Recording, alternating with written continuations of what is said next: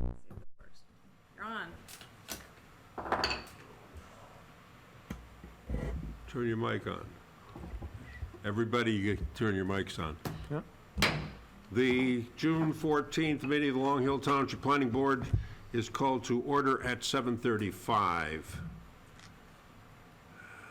Adequate notice of this meeting has been provided by posting a copy of the public meeting dates on the municipal bulletin board and website, by sending a copy to the Echo Sentinel newspaper, and by filing a copy with the municipal clerk.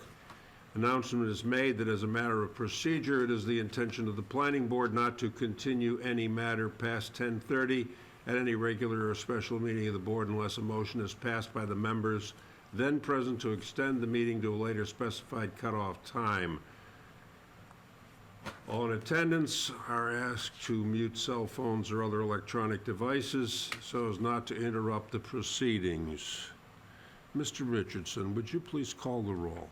I'm going to now defer to Ms. Lahine to call the roll. Okay. Thank you. Sure. Committeeman Ray. Present. Committeeman Berleza is absent. Ms. Dill. Present. Mr. Hands is absent. Mr. Jones is absent. Mr. Malinowski. Here. Mr. File is absent. Vice Chairman Richardson. Here. Chairman Sandow. Here. Okay, you have a quorum. Can we have the Pledge of Allegiance, please? I pledge allegiance to the flag of the United States of America and to the republic for which it stands, one nation, under God, indivisible, with liberty and justice for all.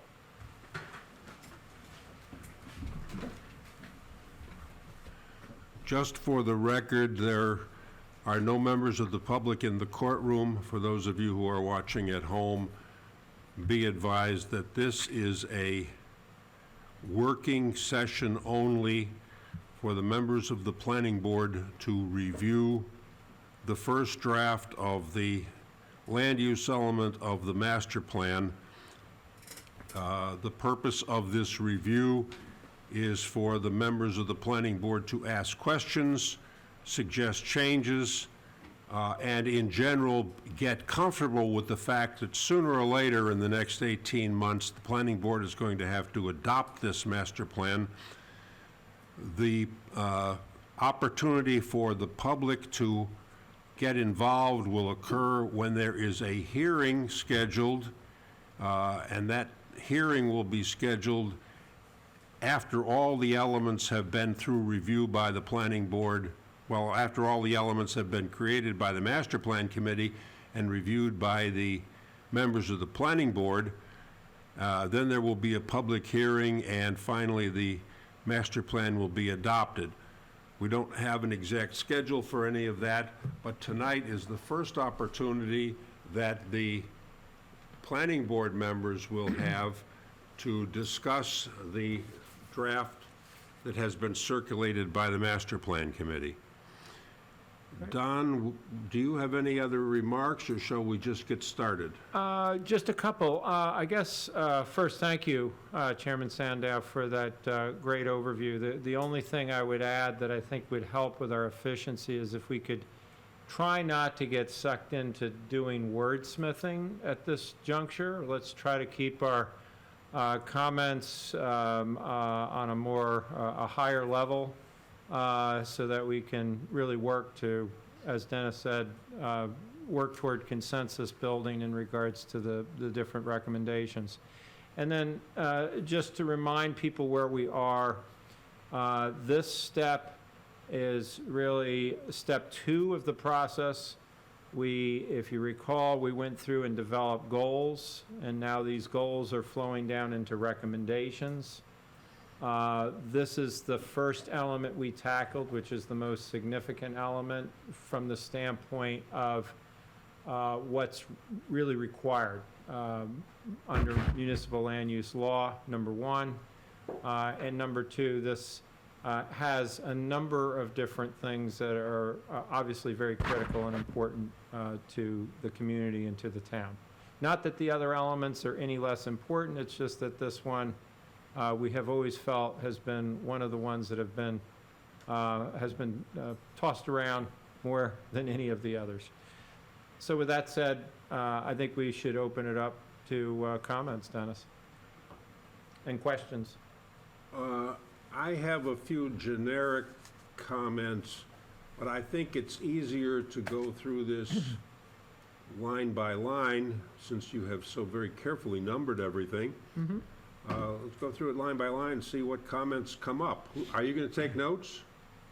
Yep, I think Liz, between Liz and myself, yes.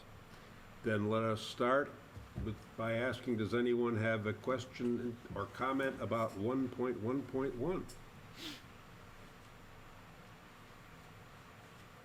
Just that I agree with it. Say again? Just that I agree with it. Yeah, and in fact, the Ordinance Working Committee has already started on, I mean, this is all motherhood stuff, and it's long overdue. We actually started it 2 years ago and are picking it up again. And it will probably proceed in parallel with the master plan effort. 1.1.2. Here I have a generic comment. It says establish measurable and reasonable conditional use standards for all conditional uses. Yeah, that's entirely reasonable, but it would be nice to have some examples of the most blatant situations that you would like to have cured. Or do you intend to list them later in the action plan? I think list some later in the action plan. I think that's a great idea in regards to at least having some examples Yeah. to set the context of that comment. So I think that that's something that certainly can be added. I mean, can you think of any conditional use? I can. Things off the top of your head? Yeah, please, I know you're begging to go. Yeah, how about the height of fences around swimming pools? Yeah. And the difference between a dog fence and a demising fence? Let me just see. Public utilities, you're supposed to, I mean, the conditions are degree and intensity of nuisance characteristics. Well, that's not measurable. That doesn't mean anything. A conditional use standard is usually like it has to be 12 feet. So there's no way anybody would know if they need a conditional use variance based on these standards. So the example we have in ordinance is which? The one I don't like the most is 125.2, which is public utilities and public and institutional uses. Are you ahead of us? No, that is the conditional use standard. No, that she's don't given have- an example. I have a specific issue, and I have a picture somewhere. The conditional use for a shed on the property leads you to the shed ordinance, which tells you the shed has to be set 10 feet from the property line. There is a situation in Sterling where there is a shed backed up right against the fence. And the neighbor has a shed backed up right against the fence. So neither neighbor can see the other guy's shed because they're both backed up against the same fence. Now, my question is, should we allow that? Should it be permitted to waive, not have a variance, but waive the setback rules if the two sheds are back to back? No. Yeah. That But requires, that's a real That life requires situation. coordination. yeah, that requires coordination and long-term neighborly relations. Right. It's a real life situation, and Okay, well, I think bet we neither can- one of them has a permission to build the shed in the first place. Yeah. Well, a lot of people are coming to the zoning board and finding out they need variances for their sheds. Right. But I think we can come up with some examples. There's only one conditional use listed under the conditional use standards, and that's the public utilities and public and institutional uses. And the biggest problem I have with it is it says the planning board may require alternative arrangements. So a planning board can't listen to a variance from a conditional use. That's a zoning board. So that sounds like an ordinance fix, Yeah. too. Doesn't the planning board grant conditional uses? Not No? variances. No. If people conform, yes. All right, All right, so, 1.1.3. This is awfully vague and awfully broad. Examine all the land use standards. Well, because there's a lot of them. And I Well, think rather yeah, than. but at this point, the real question is uses. And this is going to come up over and over again as a generic comment. The issue of uses continually comes up, and the master plan is the place where you list the uses that are permitted in each zone, so that the ordinance can copy it. At one point, and in fact, we have a generic list of permitted uses, but they don't specifically apply to any one or combination of zones. Only the business district, the BD zone, has a list of uses attached to it.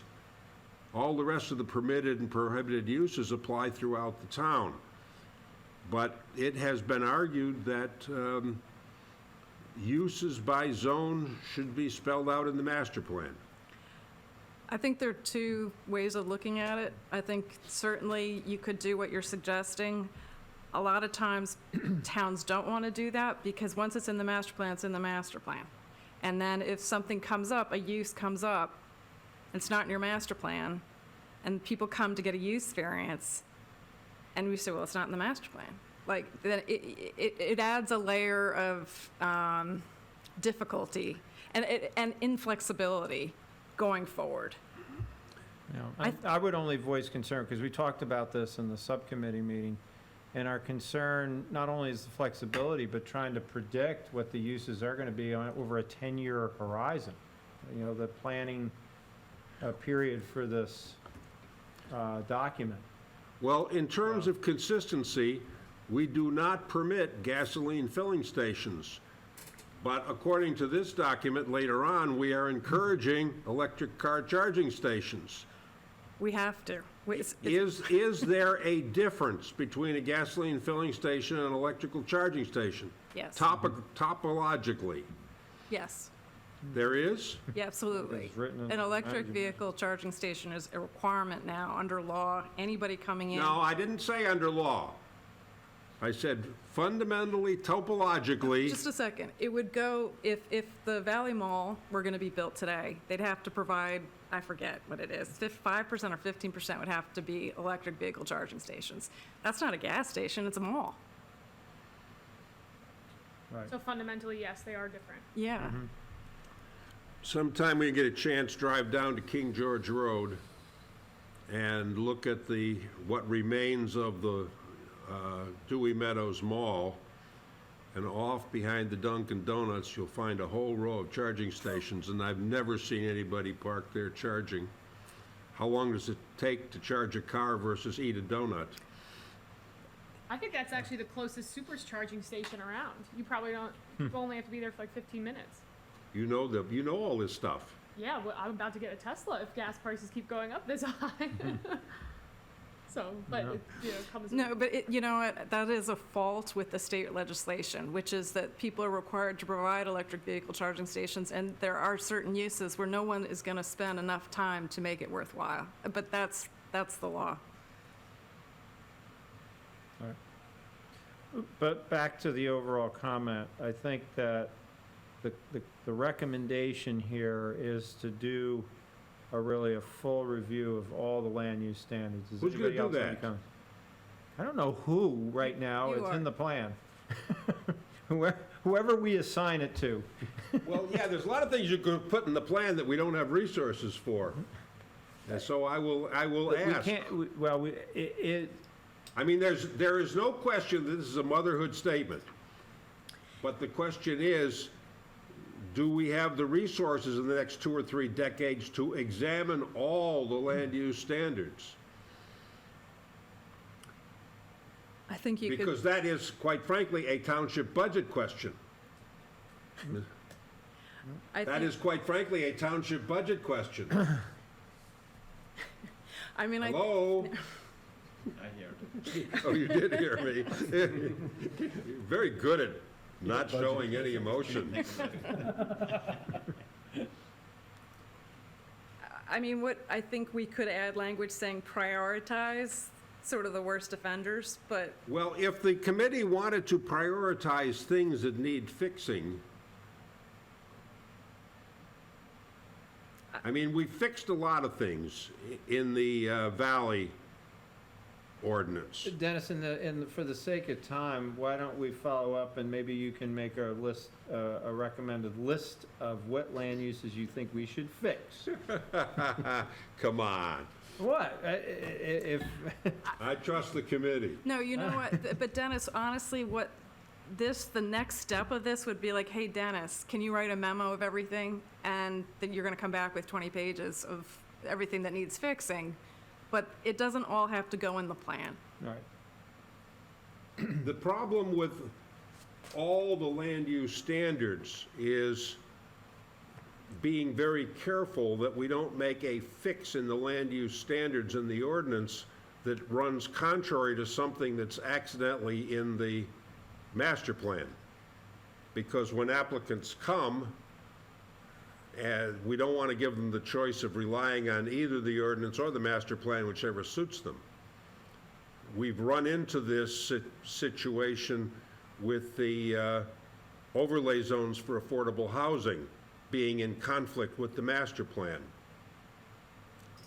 And we want to be careful that the master plan is quite specific about what changes are permitted in the ordinances.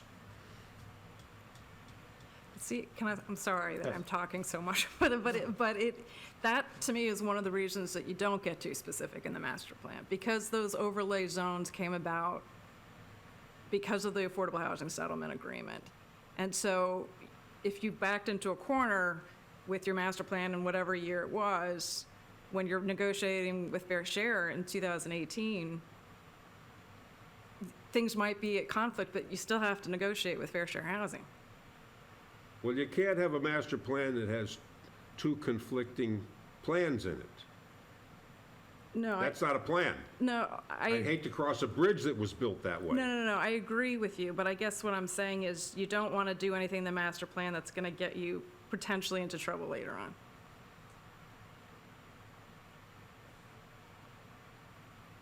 Well, yeah, it's a trouble of commission or omission. Okay, can we move on? Duly noted the comments associated with that. I think that Okay, the where are we? subcommittee 114? felt strongly that we needed flexibility. And in talking with our expert, we were convinced that that flexibility was critical in regards to our ability to not only develop ordinances, but to deal with applications. 114. I don't have any problem liberalizing wireless communications towers, except the people in Millington are very dead set against it. Because they're going to get the next tower, and they don't want it.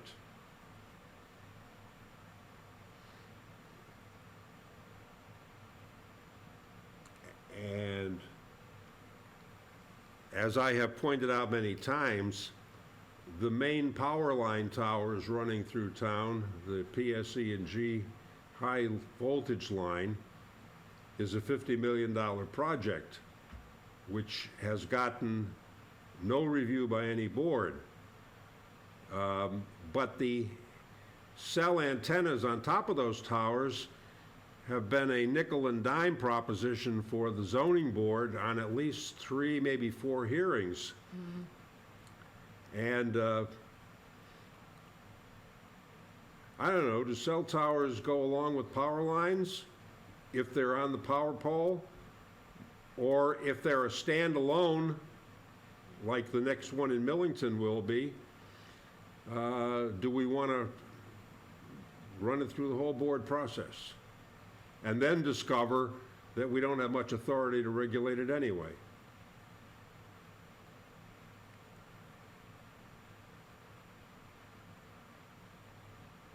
I'd just like to see a little specificity here as to what we can get away with. With regard to satellite, Remember, these are sub-recommendations, so you have to keep referring back to what the overall objective, which is to eliminate development regulations that create the barriers and difficulty for property owners. tomato, tomato. Well, I'm just saying, you gotta understand the context to review each of these recommendations. Well, 115, establish regulations related to houses of worship. I know where that came from. We've been talking about that for 4 or 5 years due to problems with it in our neighboring towns. And I don't know how to address that. Yeah. You know? It's an issue that comes up often, and but it's not, I think not addressing it all, at all, is not the right approach. So that they're usually, having standards and having zones where you would prefer to have houses of worship is better than not having any standards at all. We haven't built a house of worship in this town in 50 years. Just wait. At least. Okay, 1.2.1.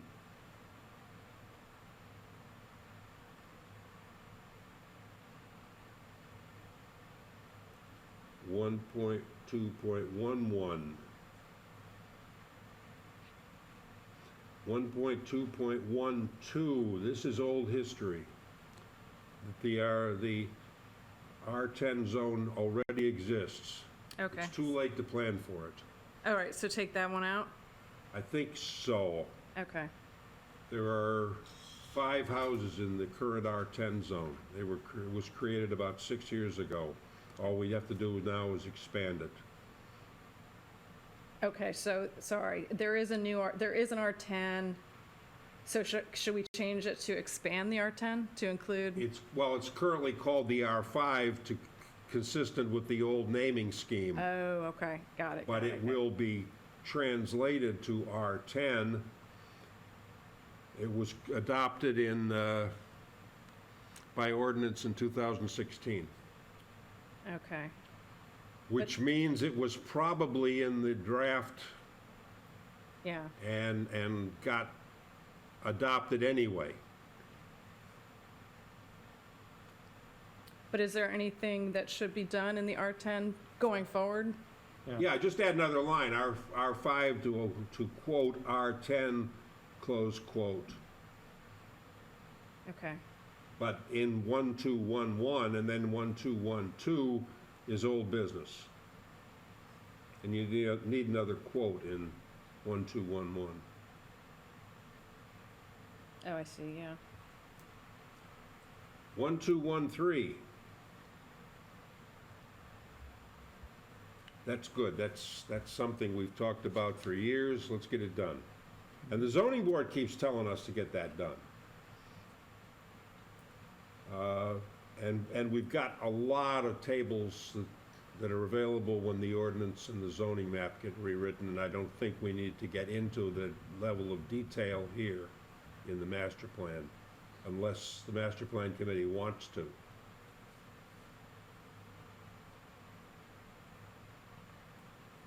Hearing none. I think that was the decision. We moved yeah. a lot of information to tables.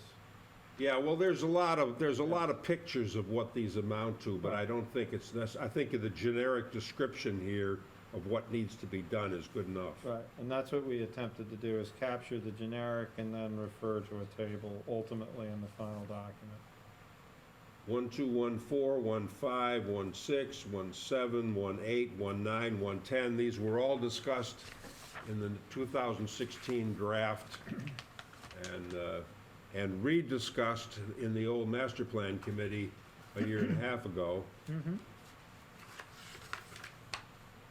111, 114, what happened? that- Did I that- miss that's- some numbers? No, that is my mistake. I was doing everything manually and I messed up. Okay, next, 1221.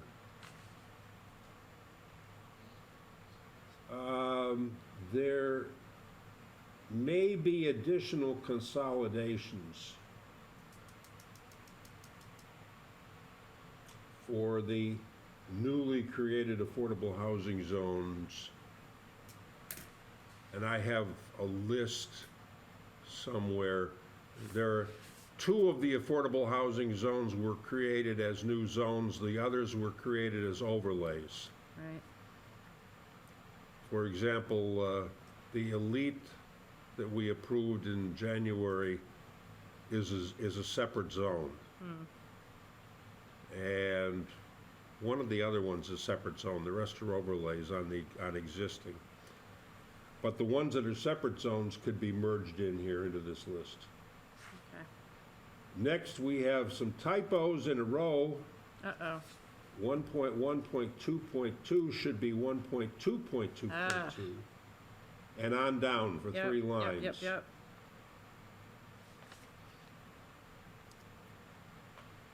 And I don't have any comments on those. Does anyone else? Speak now.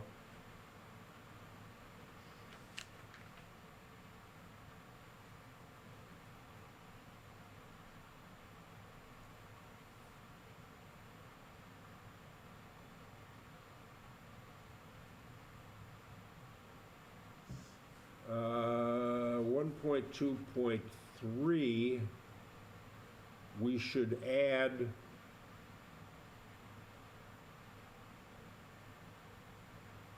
nope, cancel that.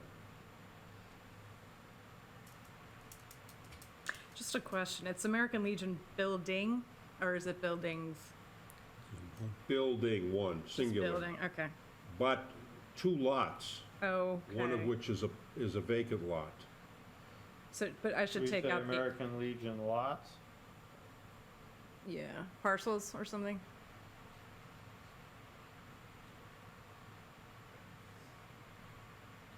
Which is now a township open space lot, has nothing to do with the American Legion anymore, since the American Legion gave up ownership and it has no building on it. How about we just say the American Legion? And just Okay. take out reference. Well, to because the parcel. American Legion itself is gone, a few years from now, no one's gonna know what the American Legion is, unless they look at the big anchor on the front lawn. But that building still exists, right? The building is there, but it's owned by the town and leased to the Elks. Okay, got it. So should we just make it singular American Legion building? The Oh, but you're former saying American Legion Former, that's now at least to the Elks. building. All right. Actually, it doesn't involve the vacant lot, because the vacant lot wouldn't go into the P zone anyway. Okay.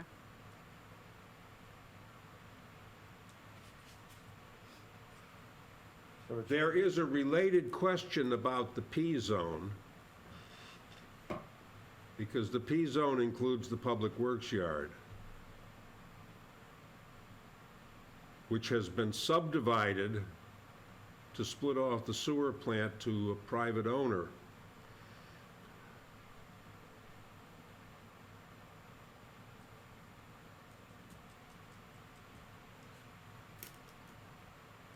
And I don't know whether that separate lot for the sewer plant should go in the public zone or in some general business zone with a conditional utility use. But in that case, you're serving the public with a private entity. I'd keep it in that zone, because what if the town, at some future date, decides to buy it back?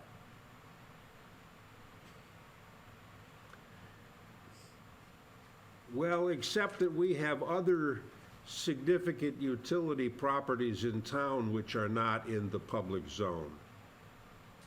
The transformer stations, the gas pumping station, they are in whatever contiguous zone they belong in, because they are utility uses in some adjacent zone. I'm not sure what to do with the sewer plant. It's only in the public zone historically because it was part of the public works yard. It's pretty much surrounded by a conservation zone down there by the No. river? No. It was deliberately put into the P zone in 2003. No, Yeah. but what are the other zones? Are there any other contiguous zones that make more sense down? The contiguous zone is, there's the South Main Avenue, which is all C zone, but you don't want to, It's not- there is nothing in the sewer plant that belongs in the C zone. I mean, it's Right. supposed to be Right. conservation. We probably ought to put it in business general zone. Okay. Okay. Recommendation 124, create a new MP zone. That's municipal parkland, not municipal Ah. property. Okay. And those are the municipal lots, which are vacant lots, which are specifically parkland. Playgrounds, athletic fields.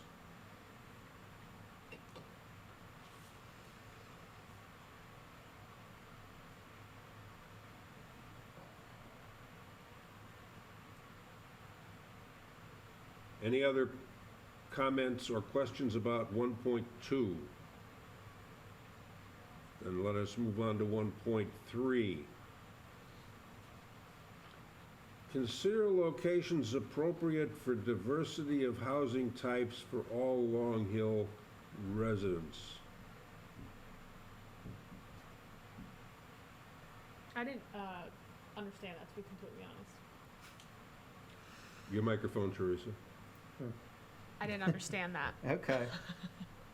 Well, I guess the first thing is one of the trends, and this comes actually out of the county master plan as well, which I encourage everyone to read. It's actually quite comprehensive. A lot of really good background information about the county, and the demographic trends are certainly applicable to Long Hill. And one of them is thinking in terms of diversity for different, age-appropriate type uses. So whether it be for starter homes or more affordable townhomes, to also senior housing, which we get into in more detail here with regards to senior opportunities. The trend right now is senior, Right. we've got an aging population and how we accommodate that. And we see that even with the market, the interest in development right now in the town is around even senior housing, which makes sense. And I think that trend's gonna continue for a while. So that's like designating a certain area for that. I think this is housing. more specific to housing types. I'm not sure that our goal was actually to create zones necessarily for this. Well, I'm just a like, young person's I'm zone. trying to think of what it looks like. What does this look like when it's? I think it's a little bit more of a policy thing, and it's sort of like if let's say a large lot gets available, let's just say, that you would have in your master plan, hey, we want more than just single-family homes. Maybe that's not right. Maybe you do only want single-family homes. But, and we can certainly reflect that in the master plan, but it's sort of, well, maybe there are places where we would want to have townhomes or things that people who are, young families might buy on their way to buying their own first single-family home. But I get it. It's a little bit open-ended. Again, it's interesting with the county master plan. Granted, you got to take into perspective the county master plan is incorporating some pretty big centers like Morristown and others. But it was amazing to me to see the statistics of building permits open over the last 10 years and the trend away from the single-family house. Well, That's if you, pretty staggering in regards to the higher density townhome, that type of development. if you look at the town right now, a little less than 10% of the residential units in town are townhomes and apartments, setting aside Lounsbury. When we get finished building out all the affordable housing that we are committed to, that ratio is going to be close to 20%.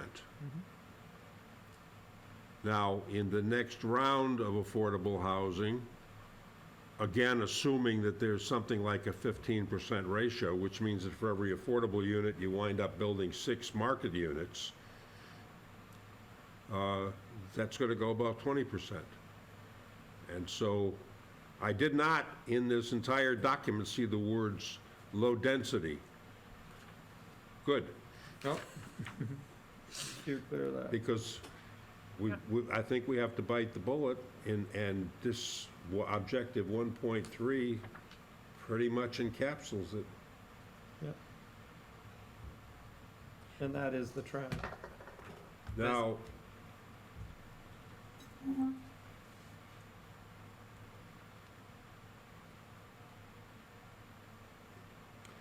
I don't know about 1.3.2, whether we can. So this gets more into the point Okay. about really creating locations. You know, isn't that something that the market's going to take care of? I mean, I don't really know how we can do that or plan for it. It's going to be economics is the thing that's going to dictate a lot of it, I think. Well, this was more, this is consistent sort of with the ordinance that Dennis had brought before the board a month or two ago, where, you know, right now we don't permit assisted living anywhere, right? And so maybe you want to change the ordinances to permit the, in certain locations. And maybe there are places where you'd want to have like a continuing care community or what, you know, just things like that. So that was more the point, just so that it was permitted in certain zones where you might think that it was actually a good idea. So that was the idea. I understand what you're saying, that the market is going to tell you where, but I think that was the goal behind it. Yeah, that part I'm okay with, actually, because I wanted to bring that up again tonight after Yeah. the discussion, if we had time. But it was more just the range of housing options and all the rest of it. It's more, I mean, can we really legislate for that? It's more just, it's going to happen or not. You mean in the recommendation above? Yeah. Yeah. You may be right. Well, I don't know if we're necessarily legislating. I think we're trying to guide and gently consider some of these things, given the demographics. So, I mean, again, I don't think correct me if I'm wrong, we're not necessarily designating this parcel is going to be for senior, age-restricted. Oh, no, I'm not talking Housing. about, no, Right. that, not that part, Don. It's more just the provide a range of housing options and to satisfy the, diverse housing needs, and then the one below, 1.3.1, the townhome, stacked flats, two family Right. homes. It's just, So your concern is that that's restricting us or somehow impeding our ability to deal with market forces, or just let the market? I mean, I think in many cases, the market's going to be the thing that's going to dictate it. I just don't know that we can Mhm. really do anything about that, right? I mean, it's just.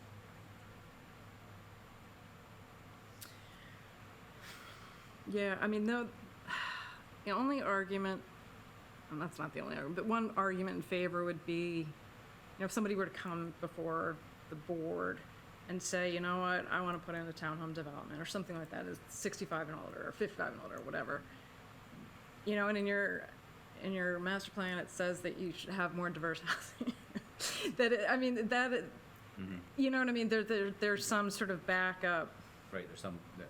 but Okay. I can understand people's sort of reticence that it's maybe a little too open-ended.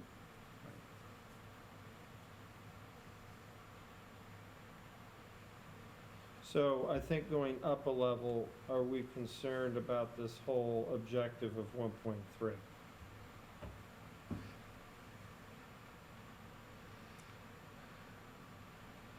I don't have any problems with it. It needs to be there. Yeah. I'm not exactly sure how we would implement it. Well, that was my question, right? If how do you implement it? How do you make this happen? Now, somewhere in this document, and I don't remember where, it talks about encourage lot consolidation. And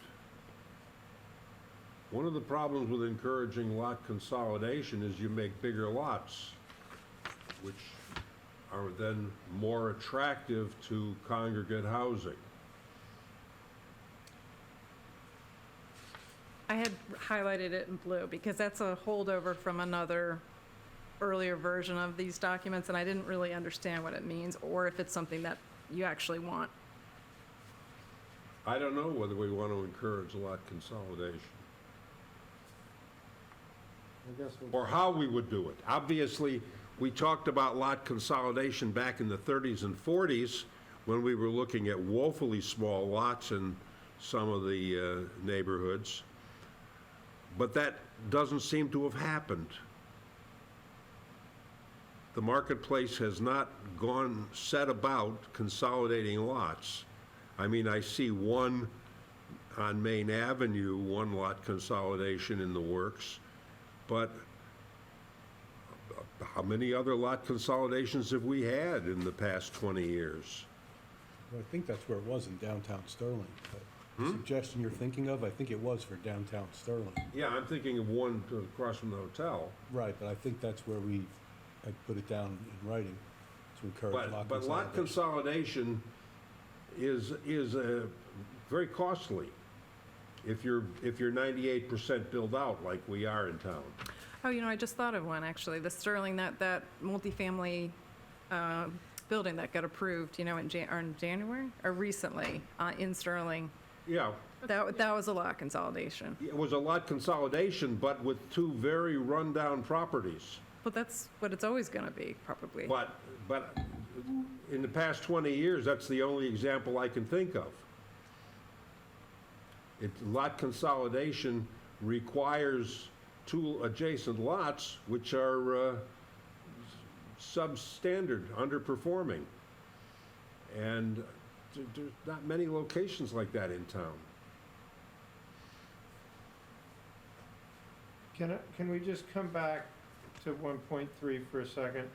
Sure. Would it be acceptable if we modified with the understanding of the challenge of setting aside locations and really dealing with locations, and just for 1.3.1, just simply delete consider locations appropriate for to encourage diversity of housing types for all Long Hill residents?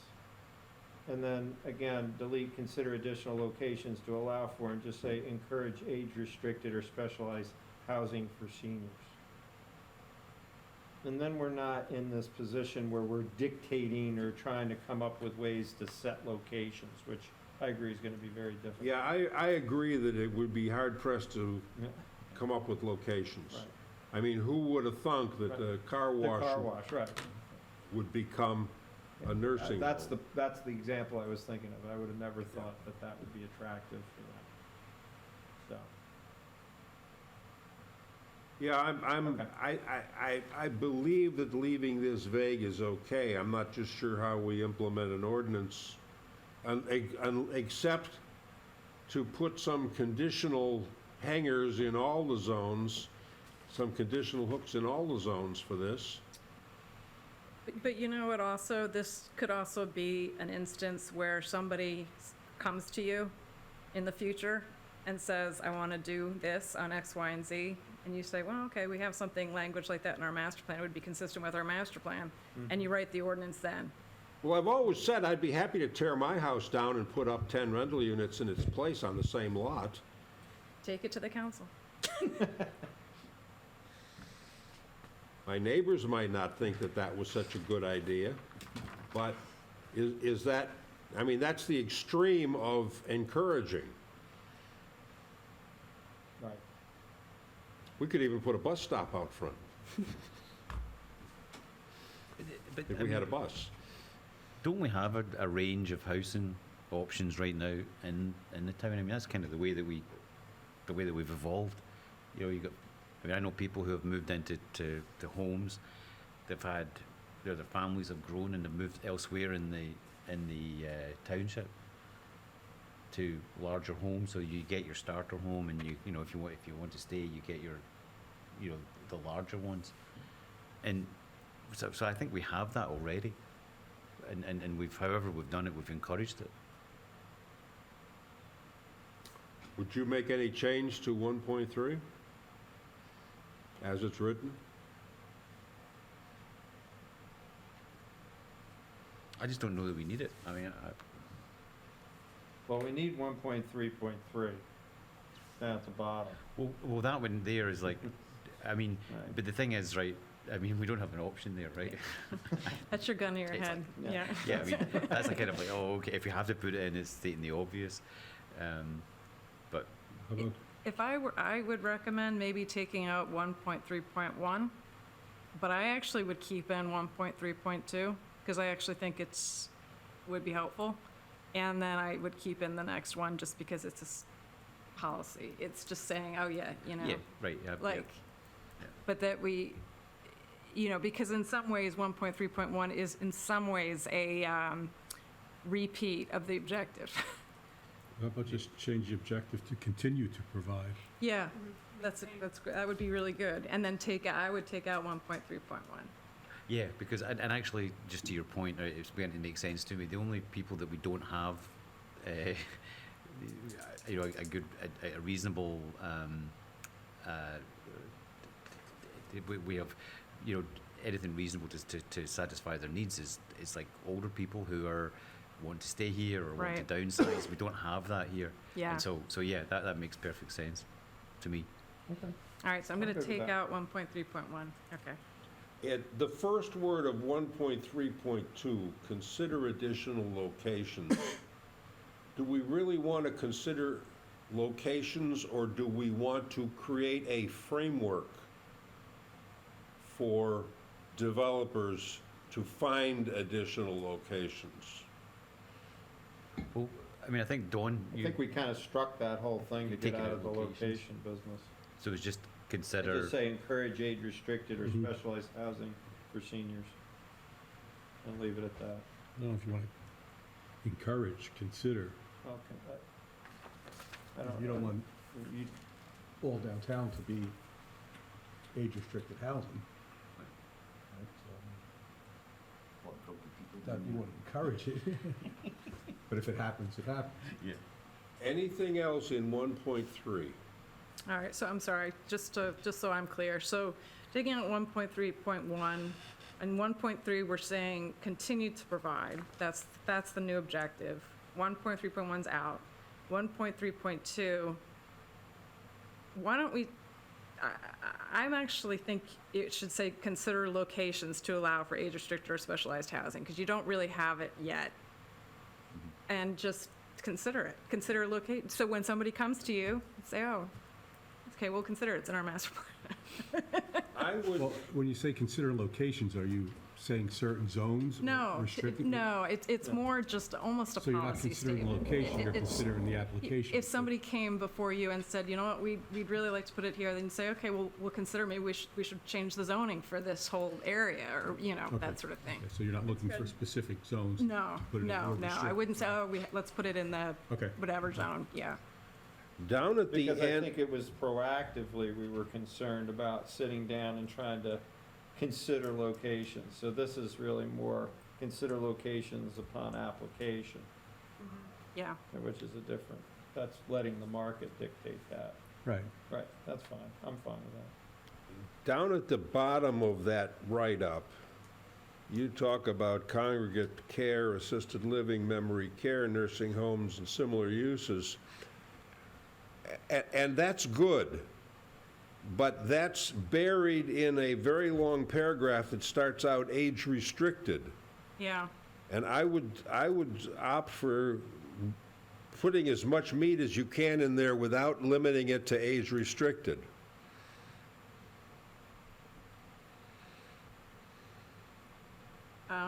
I don't understand.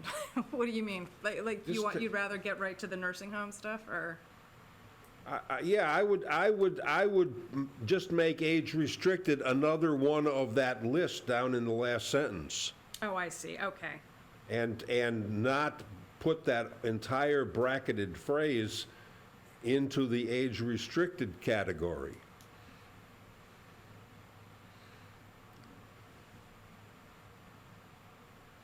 whole recommendation is age restricted. It is, but there's a difference, like an age-restricted housing, like the Four Seasons developments, I don't know if you'd see them around. Mm-hmm. And like, that's a nice development, but people who live there they're just older, but they're living, it's not like any medical. The people who live there have a very large common area. They have a golf course, they have It's a very community nice. center, they have a Yeah. lot of things that we may not have room for anywhere in town. No, I'm just, So what I'm suggesting is, all those uses are good, but they should not be limited to age-restricted. Age-restricted is just another category of beneficial uses. So if you're saying there's younger people with disabilities that need housing, that would be, Yeah. let them, okay. but the thing, an inherently beneficial use is something that's like legally defined by the state. And they haven't legally defined age-restricted housing as being an inherently beneficial use. Well, this paragraph does not only pertain to inherently beneficials, it can pertain to other things too. In addition to the inherently beneficials, they may have different implementation rules, Yeah. but they're still goals for the town, perhaps, or recommendations. All right. If you can help me flesh that out a little bit more later. Well, you don't have to. Well, I'm just suggesting that we haven't seen much pressure for senior age-restricted housing in Long Hill. Okay. We're surrounded by it, but we haven't seen any pressure here in town. Do people leave town after a certain point? For another state. Yeah. Not very many people who leave town leave to go into age-restricted housing, unless it's in Florida. Right. Yeah. Well, we've got age-restricting communities over in Bernards. I don't know if anybody's moving over there. It's really just to offer people who want to stay in place and want to downsize, or people who can no longer live in the house with the stairs and they want to live in a one-story, or that kind of thing. It's more, That's why we have Lounsbury. If But they're they might not taken move to assisted living then. yeah, but they may not be there yet, right? They're sort of in between. Yeah, assisted living is not necessarily age-restricted, although I don't know of any young people who want to go into assisted living, but they could. No, you're correct, because I think sometimes people who have, let's say, severe brain injury, some people get dementia before they're 65. And they wind up in places like that. memory care units Yeah. and stuff like that. I know you don't want to get into the Yeah. weeds. It does say for seniors though, so just Mhm. adjust accordingly, I guess. Yeah, and I think the original intent was focused on the senior, the 55 to 62 and older. We could have another objective for that, but I don't know if that's worthwhile. All right, have we bludgeoned Yes. 1.3.2 to death? Are we good to move on to goal 2? I'm ready to move on. Okay.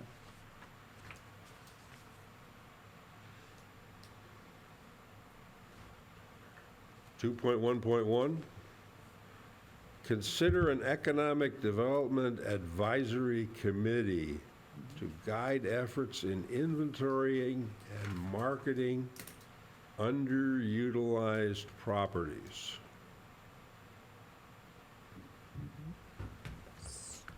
So how do you envisage that advisory committee? Yeah, so a lot of communities have Yeah, them. There's economic there's like an EDAC, that's what they're called, EDACs. And they're volunteer. Okay, so it's like your you know, Yeah. potentially all your busybodies in town get together. Yeah, no, I mean, exactly. It is. It's, it's not a paid thing, and we And this usually. is very different than an LDA, like a land development authority, because towns, will develop land development authorities that actually will purchase underutilized Yeah, property. yeah. That's not this. Yeah, This no, is more, I- right. I mean, this I just think is, I mean, it sounds like it's a good idea, but in practice, it's really not good because it depends on the makeup of the committee, which is really just happenstance, right? And I am totally in favour of 2.1. I think that was there's a lot to be said for that, but one of these committees I don't think is the way to go. But certainly not if it's volunteer. Because sometimes you get people volunteering for all the wrong reasons. Yeah, I mean, it makes sense in a community, and Long Hill, it may not really make sense, but it makes sense in a community that, say, has large office parks. Right. And you kind of want to keep dialogue with them because you don't want them to all of a sudden you be like, oh, we're leaving and here's 100 acres and figure out what, like, what, and so that's, to sort of retain some of the non-residential tax base.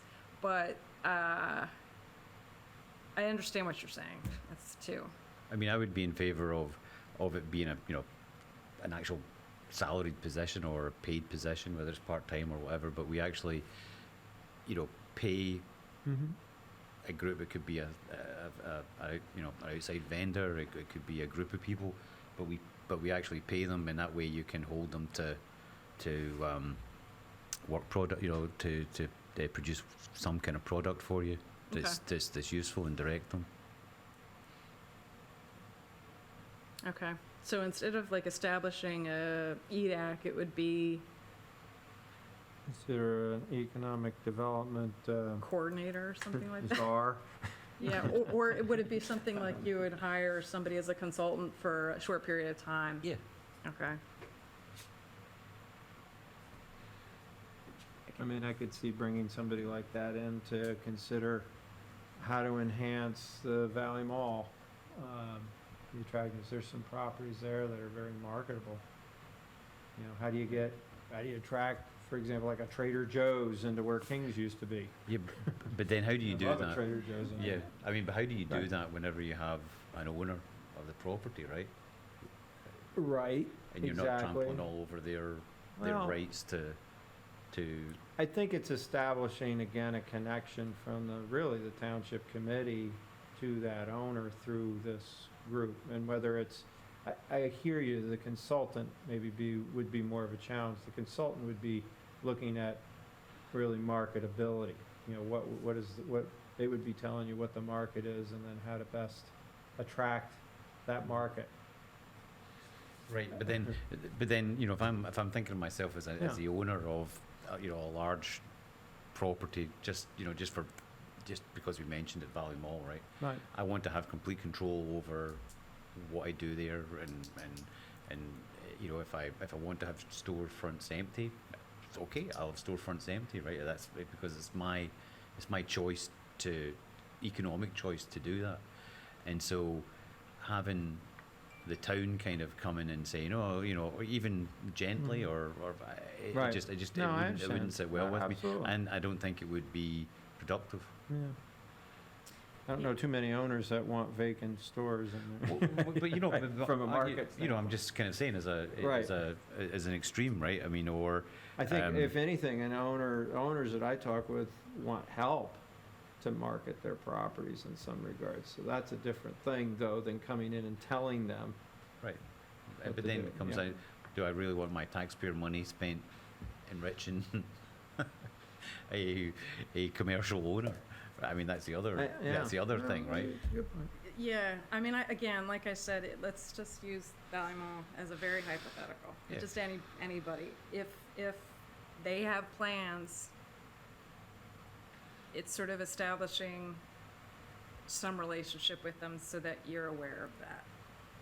Right, but right, I think to a certain extent we actually do that right now. We have a reasonable relationship with the owner of Valley Mall, and he has come to us with ideas and said, what would you think of this? So we kind of have that without Yeah, and necessarily. Brendan, maybe the size and scale of our town doesn't really warrant that, which Right. is a good point. Yep. I mean, is maybe in this particular instance, you don't want a layer between the township committee and the business Right. owners. Right. But in some bigger communities, It makes you have to sense. have that. Sure, Well, sure. So- Another thing that we need to consider is the difference between business owners, proprietors, and property owners. Yeah. Almost all the businesses in town are tenants. Almost all the business property owners in town are not residents of the town. And only a small percentage of the business proprietors are residents of the town. For historic reasons, most of the businesses in town are owned by commuters. And most of the property that owners that they rent from are commuters. Now, are there exceptions? Yeah, your neighbor, Don, the dentist, what's her name? Lang, Lang. Ms. Lang. Dr. Lang Dr. Lang. is an exception. She moved her business into town and bought the building that it is in. We've got the funeral home, which is another example. But you can almost count the examples of residents who own businesses, who own the property. You can almost count them on two hands. So what's the biggest concern of most of the business owners? High rents that they're paying to the property owners. And what's the concern of the property owners? Probably liquidity, especially in these times. We just need to be careful that we don't focus on the few business owners who are outspoken community leaders, and recognize that they're just the tip of an iceberg that may be very hard to get at. Well, if we were to abandon 2.1.1, 2.1.2 is really about, I think, what you were talking about, Brendan, which we're conducting, we're making sure that we're staying in touch with these different businesses and employers, Yep. however we want to phrase that. And you know, that could be, I mean, I think I'd be in favor of, you know, that being a paid position, right? Within somebody who is added to the responsibility, or it's an actual A specific liaison, position, right. yeah, that works part-time or maybe more, right? But that, I think, would be an important position to have. So maybe it's not elimination of 2.1.1, but more that recommendation turns into this, considering an individual that takes that on. And then this is really more of a recommendation of what that person might do. But yeah, they're both like Maybe it's related. combined Yeah, or- yeah, you right. combine them, right, or whatever, yeah. So let's, I mean, what do folks think about that? Yeah, good comments on that. I mean, this is a very important area. I see this as being one of the most important in regards to the attractiveness of what we're trying to do for economic vitality.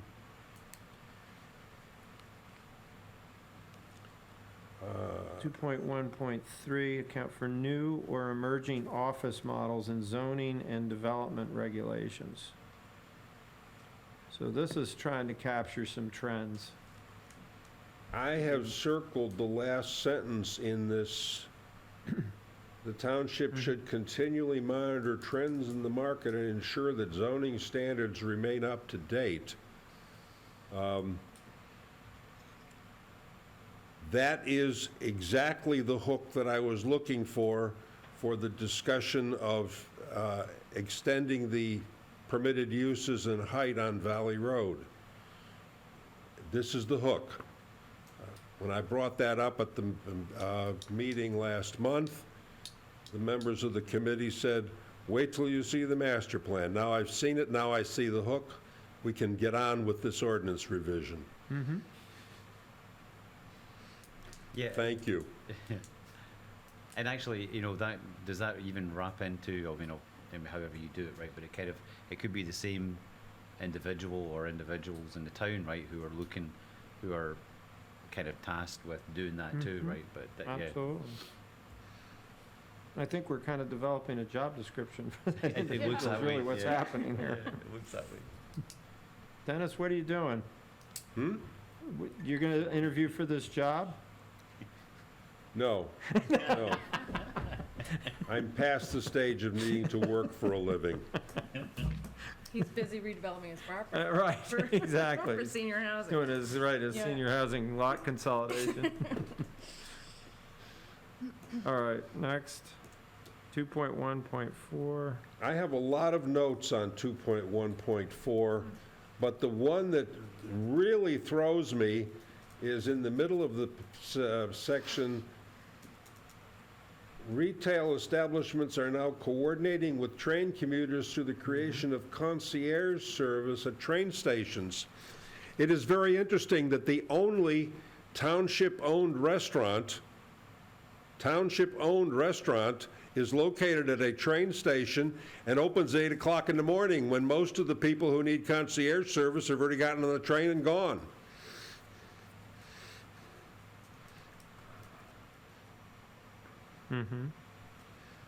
What's your point? My point is, if concierge service at train stations were a big deal, Millington Cafe would be open at 5:30 in the morning, not 8 in the morning. Well, Millington Cafe is not a concierge service. We're talking about, you know, a good example is one that was developed in my former hometown of Maplewood, where they used their train station, and probably a half dozen businesses had drop-off for dry cleaning, meal pickup. We have Stuff that, like and that. we have that in Millington. It's called Long Hill Auto. But you're right. You're And we're right. It would be thinking if- nice to have a market for concierge service, but I'm wondering if that isn't just a little bit pushing the edge of the rainbow somehow. I think allowing for it is. Yeah, you're just allowing for it. You're just trying to, again, plant the idea. I mean, it would be up for, again, the market for somebody to get creative and come to apply to do that, and then we have a plan that says, yes, we would accept that. I got an idea. I want to put a breakfast burrito food truck in the Gillette Station parking lot so people getting on the train can buy their breakfast from me. How many hurdles would I have to go through to get the town permission to put a breakfast burrito food truck in the Gillette Station parking lot? And if we can itemize all those hurdles, let's set about rewriting the ordinance to fix them. Do you want, that's something we could say, investigate like a food truck ordinance? Because a lot of towns do have that. I'm sorry, the towns have that. Yeah. Okay. Without even thinking, I could come up with a half a dozen reasons why we But the would not plan- allow that to happen. But what we're trying to do with the plan is just to kind of help facilitate that, plant the idea, just like you, reading the plan would say, wow, I've got an interesting idea for a business opportunity. Right? But And, in order for it to happen, we've got to create the environment in ordinances where that's an easy thing to get done. You don't have to jump through a lot of hoops. I Well, mean, consider what the Greek takeout restaurant is going through, yeah. and that's an existing building.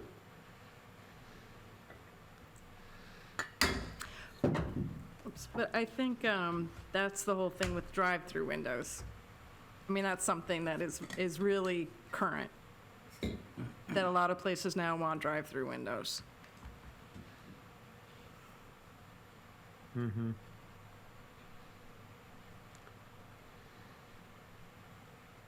I'm not opposed to this, I'm just wondering if any of this can really happen in the next 20 years in our town.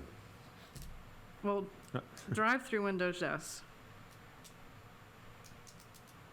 I think accounting for it is wise.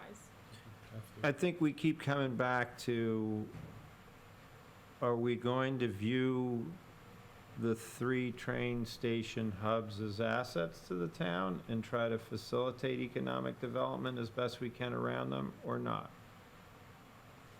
You Yeah. know, one of the stations is very challenging, is in a residential neighborhood, but the 2 of the 3 are at least near our economic centers. Yeah, no, absolutely, because we keep making a kind of a big deal about, we're a town with 3 train centres, Yeah, it's a 3 pretty train amazing thing. stations, but we really don't do anything, or we don't have anything on the books to Exactly. actually help, run any businesses around them. So, Right. yeah, absolutely, I agree. Right. Why the train stations? We used to have, I don't know if they're still running because of the pandemic, but we used to have 7 express buses on Valley Road a day, direct to Port Authority bus terminal from Lakeland. And they were full up. And they made 2 stops in town, neither of which was a protected bus stop. I'm willing to bet that So back we in the should back in identify the those day, too. we had almost as many people riding the bus into Port Authority as we had riding the trains into Hoboken. Excellent point. We should identify those locations too. I mean, we're talking about, I mean, the train, and again, pandemic aside, has certainly the potential, again, to draw interest in our town, to be able to be on a commuter train line. It was what brought me to this town, quite frankly. Well, we focus on the trains because there is a physical infrastructure. Right. But in terms of serving commuters, the bus alternative may be just as important. Absolutely, and I think we can And, easily and, put that and we in. need to make mention of that. Okay. Right now, the concierge service for the bus riders into Port Authority is what? Stopping off at Starbucks for a cup of coffee. At least Starbucks is open when the buses come through.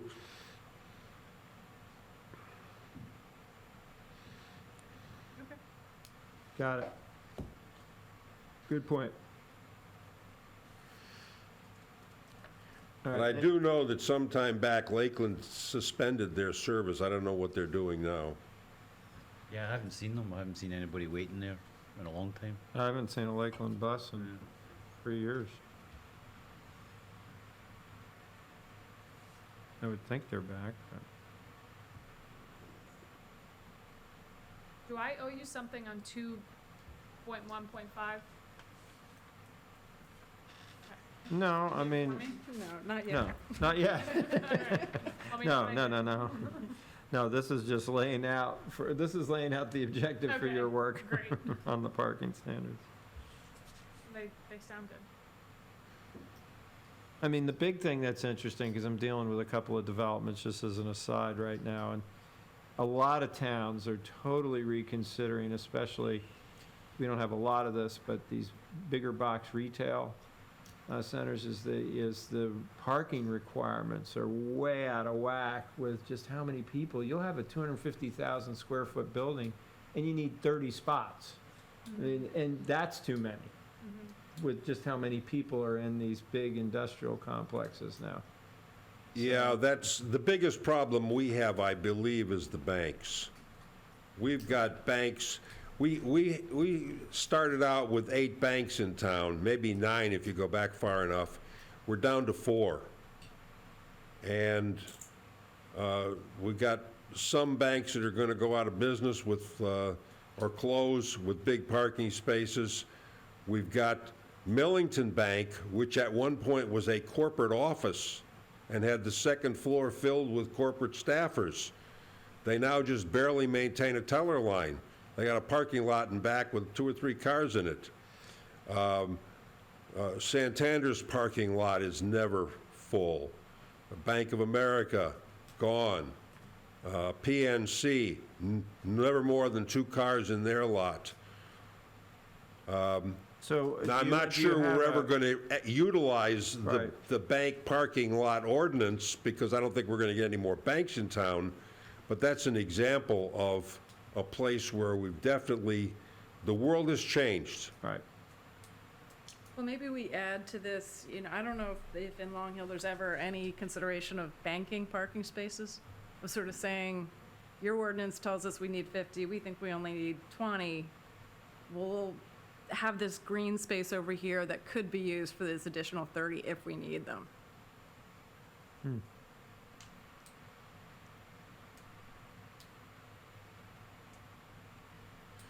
The Valley ordinance talks about shared parking. Good idea. As if that's a real answer. But the problem with shared parking is there's always going to be a winner and a loser. The business that doesn't have enough parking wants to take over some parking from his neighbor. That's going to cost the neighbor. It's a zero-sum game. The notion of sharing parking spaces between business hours and off-business hours is good, but we don't know how to do that. And we probably should learn. Yeah. I mean, there are methodologies and stuff that it can be put in place. The biggest one is back to houses of worship, which they might have a decent-sized parking lot, and, businesses, I've seen in many towns, take advantage of using their lot during the week because their need is on the weekend or during worship services on the weekend. So there's a symbiotic relationship and a shared use from that standpoint. So it's an example. They'll have some fun time figuring that out. Teresa.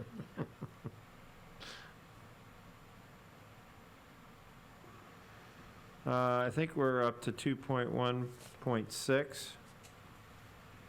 Oh, I see there's a number. Oh, I got the big word uses there.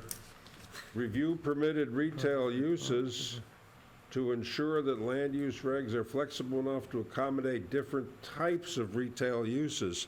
I'm back to my fundamental, which is uses need to be spelled out in the master plan.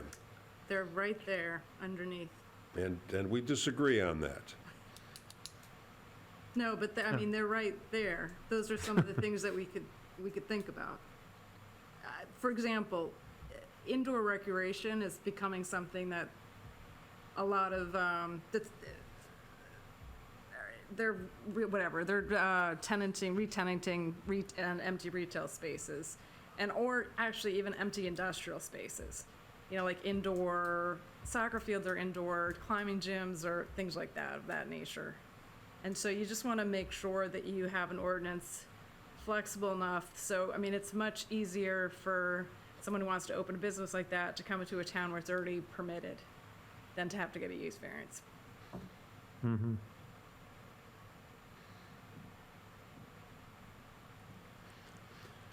Well, about 2 or 3 years ago, the ordinance committee set out to eliminate the section of the ordinance called prohibited uses, in which we prohibit piggeries and mink farms. And the advice we got from council at the time was, you can't take those out of the ordinance unless the master plan says piggeries and mink farms shall not be permitted uses.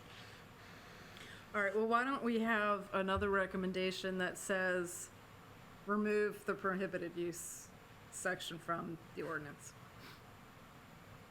And that could probably go up under objective 1, Well, which is to eliminate, Eliminate Barriers. regulations that Yeah. create unnecessary Yeah. barriers. yeah. the generic Yeah. comment here is, of course, automotive uses. Gas stations, service stations, tire repair places, all of those are prohibited. We have them. We have 7 auto repair shops and 4 gas stations in town, and every single one of them is permitted or prohibited. And most of the repair service stations aren't even in business districts. And yet, do you really want us to review the permitted uses to ensure that regulations are flexible enough? Yes, I mean, the whole idea is to attract retail to, because there's, I mean, I was just at Yeah, Valley but Mall. retail may not be the way to go. Maybe more gas stations is going to fill up the town faster. Not at Retail Mall, not at Valley Mall. Okay, so maybe it's not gas stations, but maybe it's also not retail. Maybe it's medical That is- offices. Well, urgent care, I don't know why you'd limit this to retail in this. well, I would put urgent care. Urgent care usually goes in retail districts. I mean, look at what's filling up Valley Mall in the past 18 to 24 months. Yeah. A dance But the- studio, Yeah, a music school, those are not retail. well, no, we have those all in, you know, That's not Now, it indoor turns out that recreation. those uses are not prohibited uses, they're permitted, but they're not retail. I would include that. I would say instructional schools. I think that's important to have, that's a retail use. It is. Because it goes in a retail place. Tutoring centers are huge. I would expand that first sentence, review permitted retail, Well, we could say, service, how about this? Review Office. permitted commercial uses. And don't you usually have like a catch-all anyway? We can't list every type of No, business it that just there is. it's like include, but not limited to, or Right. some things you might. I wanna like the consider. commercial use. Just There's, review commercial uses. well, you gotta be careful, you don't bring gas stations and auto service stations into that. I know, They're but commercial uses. They are, but they're not gonna go into the places. that Welding we're shops talking are commercial not. uses. about. Okay. No, You that gotta is, put the word clean in there somewhere. yeah, no, welding is not, that's not retail. I'm sure you can find a word. I know we don't want a wordsmith here. Yes, so we got the intent, I think, we can move on. But I think that those are good. I think instructional schools should be added to this list. I like the urgent care, Urgent care, absolutely. Yeah, definitely. golf simulation. Golf simulators are huge, Yeah, well, that's what indoor recreation, Right. right? Yeah. yeah, that type of thing.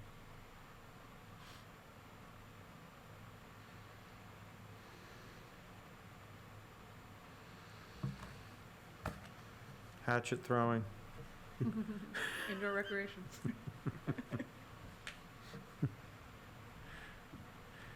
Okay, 2.1.6, establish a vision to guide potential future redevelopment. It was. Yeah, 7, yeah, Yeah. we got it. We can figure that out. Establish a vision to guide potential future redevelopment of major non-residentially zoned properties. So this is why this is in Yeah. here.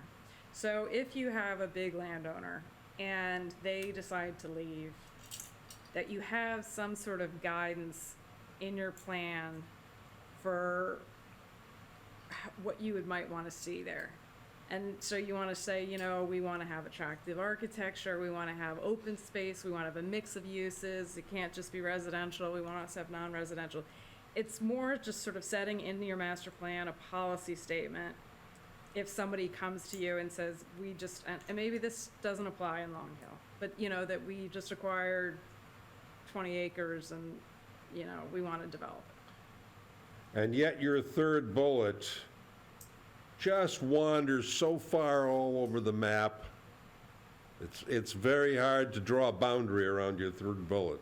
If residential use is proposed to complement the predominantly single-family, yeah. At the same time, Yeah. subject to suitability. Well, the whole idea is that, this was my understanding from our first conversation, is that, you have these affordable housing developments and people aren't really that excited about apartment buildings. And so the concept is, you know, okay, if you have housing, we actually prefer it to be single-family residential. But we could also take it out.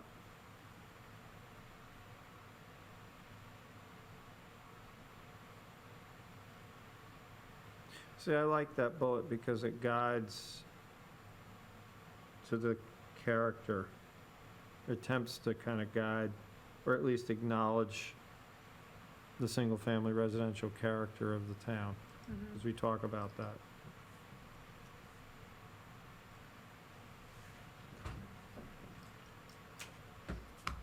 Yeah, I don't have such a problem with that third bullet. Yeah, right, no, I think it's fine. The one I had the question about is limit scales of development and residential density to the extent allowed by the capacity of public infrastructure, utilities and services, including but not limited to the roadway network. And when has that ever happened? You get a traffic engineer that, I've never seen a traffic engineer who said there's too much traffic. I know.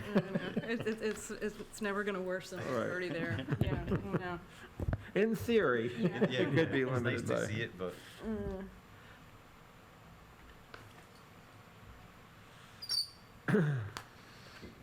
Okay, any other comments on this one? it's nice to have it, right? It's good to have it, but it's probably not. There's nothing I can think of that would be directly applicable right now in Long Hill, but I think it's still good to have in there, just in case. It's a more of break glass in case of emergency Yep. kind of thing, Yep. that's what this provision is. Yeah, it kind of reminds me of like in Clifton and Nutley, the Roche site. Right, once they yes, moved that's a out. great example. I wonder if they had ever contemplated that in their master plan. Yeah, I don't think so. And that's a challenging one, because you're between two towns and two Yeah, counties. Two counties, yeah. That site, yeah. Okay, last recommend 2.1, This should be 8. 2.1.8. 2.17. No, Eight. it should be 8. Should be eight. I'm gonna see if I can automate this so I don't make these Yeah. mistakes. That looks like That's one the for worst. you. That looks like one for you, Dennis. Second? The sign That looks like ordinance. one for you. 2.17 is really attractive. We got gas stations where we can quibble for hours over whether the lettering on the canopy is really a sign or not. It is. It is. I mean, they almost always are considered signs, canopy signs. Okay, so we agree with that. So we'll take that one out. We fixed it.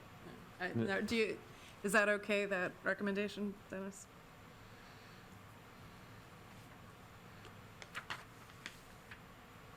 Well,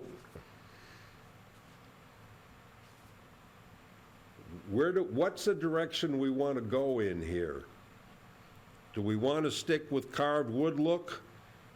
Well, I mean, I don't think this- 16% of all the signs on Valley Road conform to the ordinance, 84% do not, including all the gas stations, which are prohibited uses anyway.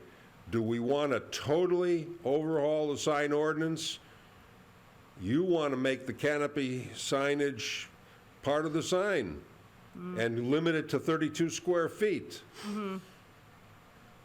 That's hardly going to be a modern signage practice. So what do you really want? Well, no, I think the whole idea is to open the door to actually delving into the signage is very, very complicated. I mean, I've written multiple signage ordinances. It's very complicated. But, and it's all very town-specific and what the certain conditions are in your municipality. A canopy sign is not an old-fashioned sign. That's a pretty modern sign. But there are lots of things now, like signs get, The digital. signs. individual Right. letters, and they're illuminated from behind. It actually looks quite nice, but a lot of ordinances don't permit that. They only allow, exterior lighting. What about the latest in sign ordinance violations? Drive into the ShopRite parking lot and look around. Everywhere you turn, on the cart corrals, on the windows, it says, big banners that say, bring your own bag. Bring your own bag. Don't come in this store unless you bring your own bag. Those banners are probably not hung with permits, and yet they are appropriate and timely under the circumstance, because how often do I get halfway to the store before I see a banner that says, go back to your car and get a bag, dummy? Do we want to really, truly liberalize the sign ordinance? Well, this is saying, do we even want to review it? So do we want it in the master plan? Is this something we need to address? Well, We need to considering that decide 84% of the signs on Valley Road right now are operating with variances from the standard. You can't get much worse at proving that your standard is wrong than giving variances to 84% of the businesses. So you would agree that we need to review this sign ordinance? I would certainly agree, but the question is, how liberal are we willing to get? Well, we don't need to decide that tonight, but I think we're just committing to putting this in the plan as a focus area. Yep. That's all we're doing, because we're not going to get through that or decide tonight. Yeah, but So- if you leave the barn door open, the ordinance committee can go wild with declaring that lettering on canopies is not signage. Well, I mean, And then we have a debate at the township committee as to whether to pass that ordinance. Because the master plan is a little bit vague, a lot vague. How far are we willing to go? Now, I don't know whether that's a recommendation or an action plan in the next phase. This is a recommendation coming out of the need to stimulate economic activity. So Yeah, I mean, I think it makes Yeah. sense.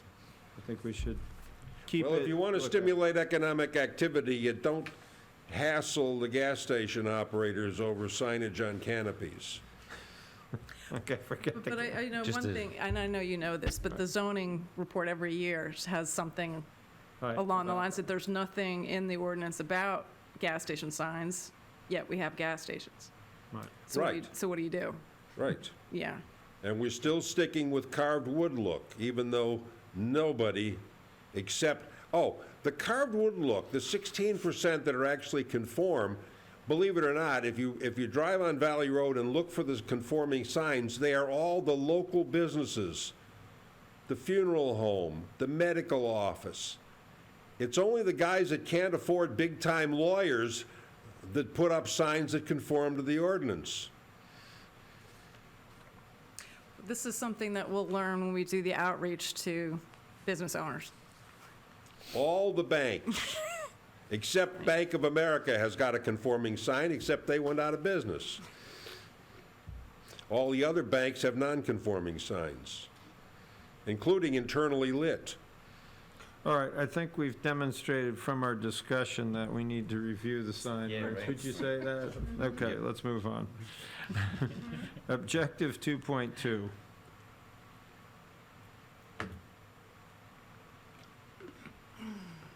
So this gets specific to the train stations, which we could certainly expand to include the bus stations, which I think is an excellent point. But we don't have any bus stations. I would suggest that before we write this up, Where, the buses must stop somewhere. yeah, I guess no bus stations, but Yeah. there's bus stops, I Yeah, guess. but the stops, I mean, they're all in the county, they're all on Valley Road, the ones I know of. are Right, I Valley don't even Road. know what are the designated places they Yeah. stop. They stop, I mean, I know one of them is around, Do they on stop at Valley. Valley Deer Mall? Park, Valley yeah, Mall. it's all in Valley Mall, yeah, and then Okay. down, further down Valley. So it's like, I don't think we could have a train station, a bus station, because we would have to deal with the county. And the other one actually stops at the Millington train station. I know it stops there, Okay. funny enough. before we go too far with this one, I would get a ruling from the insurance fund as to whether or not these kinds of uses are insurable under the joint insurance fund. So are you talking about 2.2.1? Yes. Okay. I've seen this done in other towns. I mean, all but, over. Yes, I've seen it done, yeah. and Chatham does it, Summit does it. Madison. Hawley, Pennsylvania does it every Friday. Incidentally, give me your orders, I'll bring fresh vegetables back for you on Monday. But I don't know if there's an insurance implication here.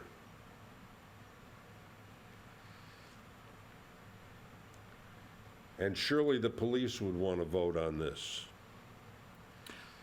Well, I think it's okay to have in the plan, and then if and when it ever was become a potential reality, then you can get into the specifics of public safety and insurance and, Or maybe use instead of allow, which is kind of committing to it, is evaluate. Yeah. okay, the possibility Yeah. of Right. something, yeah. Yep. Okay. And then we can go through the steps to evaluate insurance and liability and everything else. All the things that'll talk us how to do it.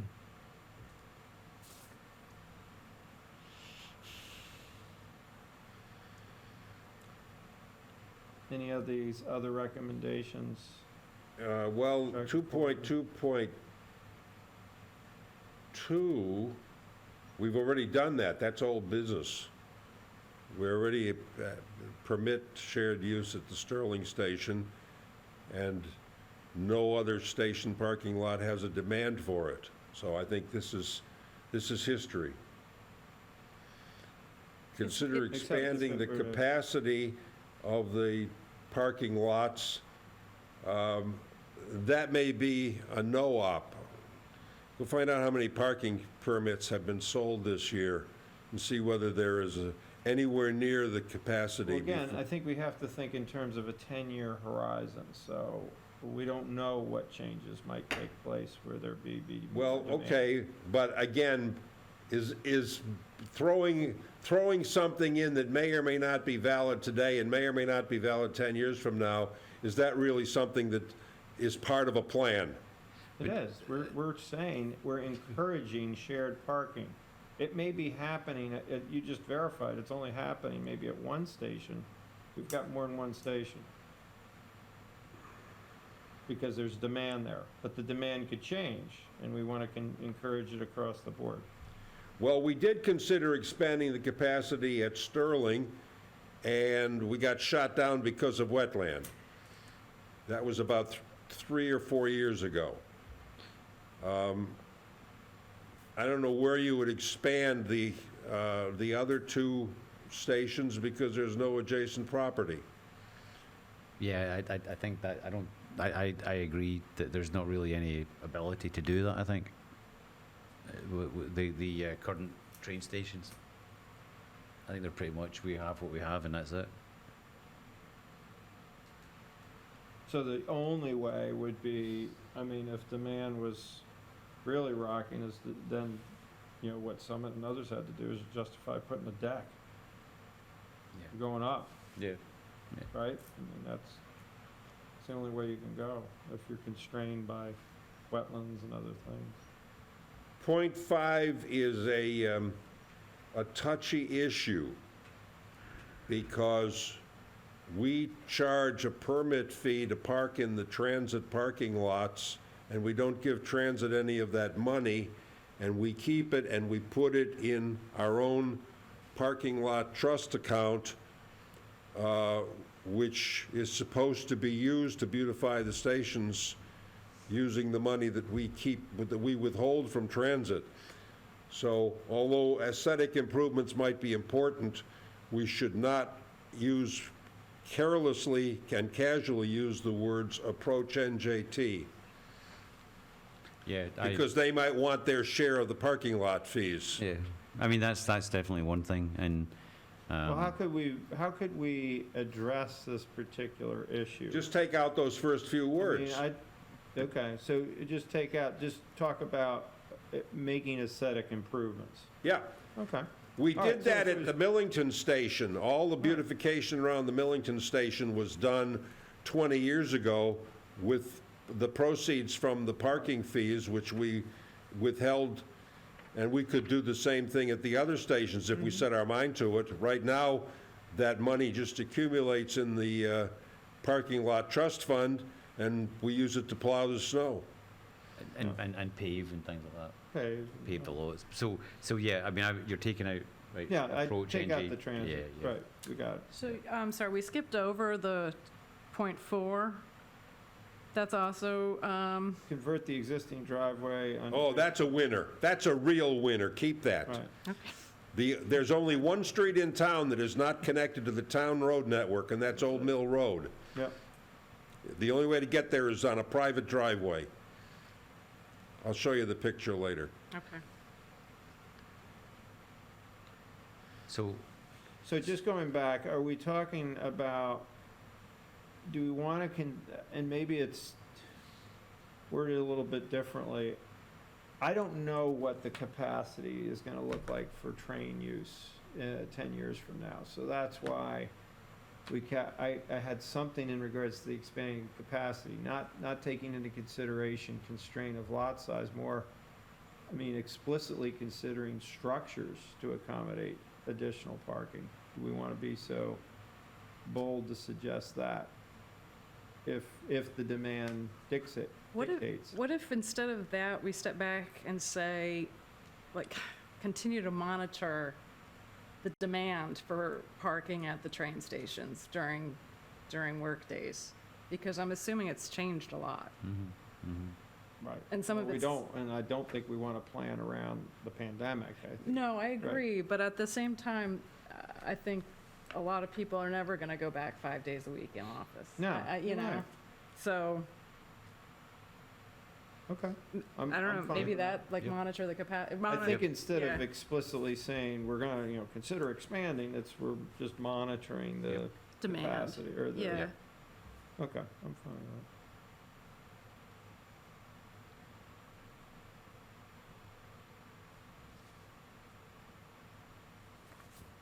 that. Okay.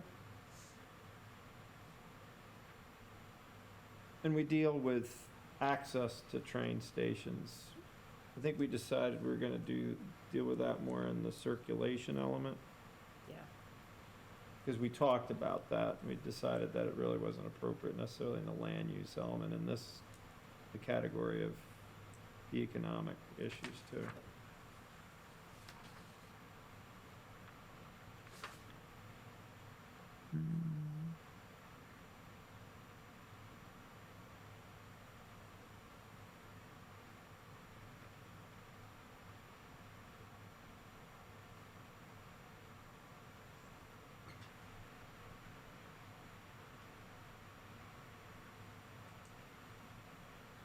Okay, so now we're getting into really the meat of going through the villages of Gillette, Sterling, Millington, and Marsville. How are people doing?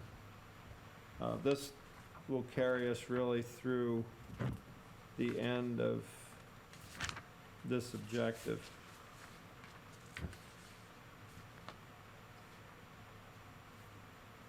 At Well, almost. 2.3.1, I consider myself slightly educated on areas in need of rehabilitation.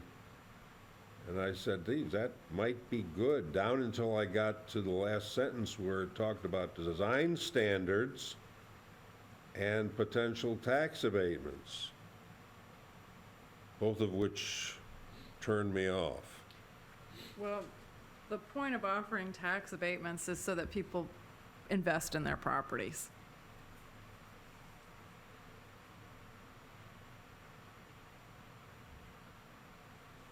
How rigorous and onerous would be these design standards? It can be as onerous or unonerous as you want. I own a 100-year-old boarding house on Main Avenue, and I want to improve it. Can I make the improvements look just like it did 100 years ago? Or do I have to come up with something a little more modern? No, I don't think, I wouldn't recommend that design guidelines go to architectural style. It's more dealing with massing and sort of the way buildings are broken up into bays, things like that. You can accomplish that in modern, you can accomplish it with a. We went through all that traditional. about 3 or 4 years ago, and we were informed that design standards are, Not in an area of rehabilitation, that's why you have it. You can do design standards in areas that need because rehabilitation. we have very nice design standards, both as an ordinance and as a handbook, Yeah. ready to roll out, and Well, we never rolled them out. Well, you can, if you declare these areas that needs of rehab. But it would be just specific to the area in need of redevelopment. Correct. It would be Not for the entire rehab. It's town. rehab, not redevelopment, rehab. That's an interesting way to do this without imparting those across the entire community. Well, if we started to do this on Essex and Union Street on the west side of Maine, what kind of design standards would we have to create? Well, I think, again, Dennis, we're talking about investigating these things. Let's focus on the big picture, because we're gonna go down the rabbit hole with talking about each of these different things. Right, excuse me. Right. I'm, But I think you want never get- standards that are not going to be too expensive and not going to be too onerous. You want people to make investments in their properties, and you want it to look nice and somewhat, that it looks good in the streetscape. So this the is. problem with making your property look nice is you have to raise the rent for the tenants. Well, that's why you have a tax abatement program, so Right. that they're getting a benefit.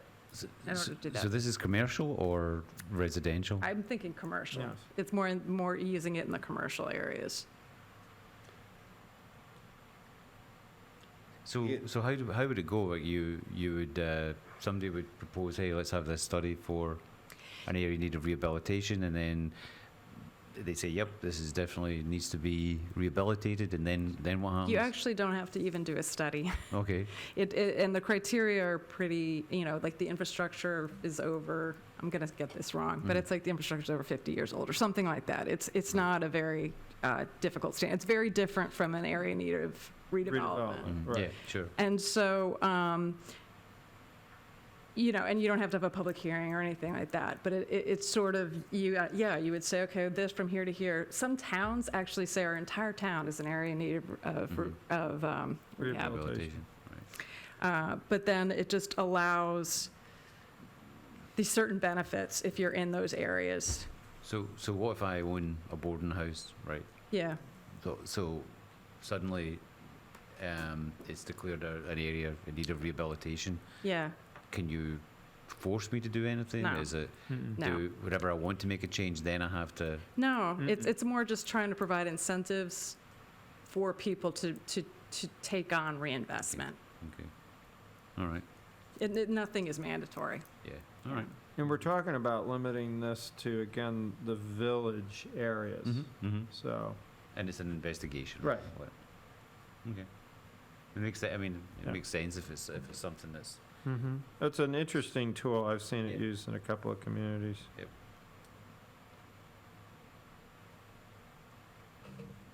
Review standards for land use. So this is associated with the apartments in the business zone? Yeah, I Yeah. just, this is one of my issues with the ordinance, that I think that there are, apartments are permitted upstairs, but the standards don't really make sense, and people have to get variances. And I just think you may want to investigate, not liberalizing, but sort of liberalizing, allowing a little bit more flexibility. Yeah, I have 2 comments in that section. Okay. First of all, apartments in the business zones, I would use the word village, because as this master plan is evolving, we're calling Millington and Sterling and Gillette village zones. They are also business zones, they're mixed-use zones, yada, yada. But I would just throw the word village in there, since later on in this, you're talking about renaming Valley Road to downtown Long Hill, which is clearly the business zone. No, well, the reason, that's what it's called now. So it's in the ordinance, 124.1 is called apartments and business zones. Forget the ordinance. Okay. This So that- will drive a new All right, ordinance, so for that's why God's it's sakes. called it there. Yeah, Yeah. Yeah. no, that's fine. I agree that I agree that it should be increased from 1,000 square feet to either 1,200 or 1,350. I also think the apartments on the first floor, I agree with that, but just knowing Sterling really well, what do you mean when you say are masked by street-facing commercial retail? Because I think Sterling lots aren't big enough that Well- like, you might have to carve out apartments without the need for commercial retail. I know that the 224, 230 just did that, Yeah, but they didn't want to originally, you know? right. They took up 3 lots, not 2. Oh, is that right? Yeah, I can't remember. There's like a lot in the back, but for like most of the other lots there, first of all, most of them are already residential. So you'd just be bringing them, which I think you talk about in a few rows down. Most of them are already residential, so you'd just be making those conforming. Like you have Biagio's, the hotel, Dessert Ladies, but then like you have a lot of houses there. So I'm just talking specifically Sterling. I don't know that you can have apartments allowed but the need to have street-facing commercial. Does that make sense?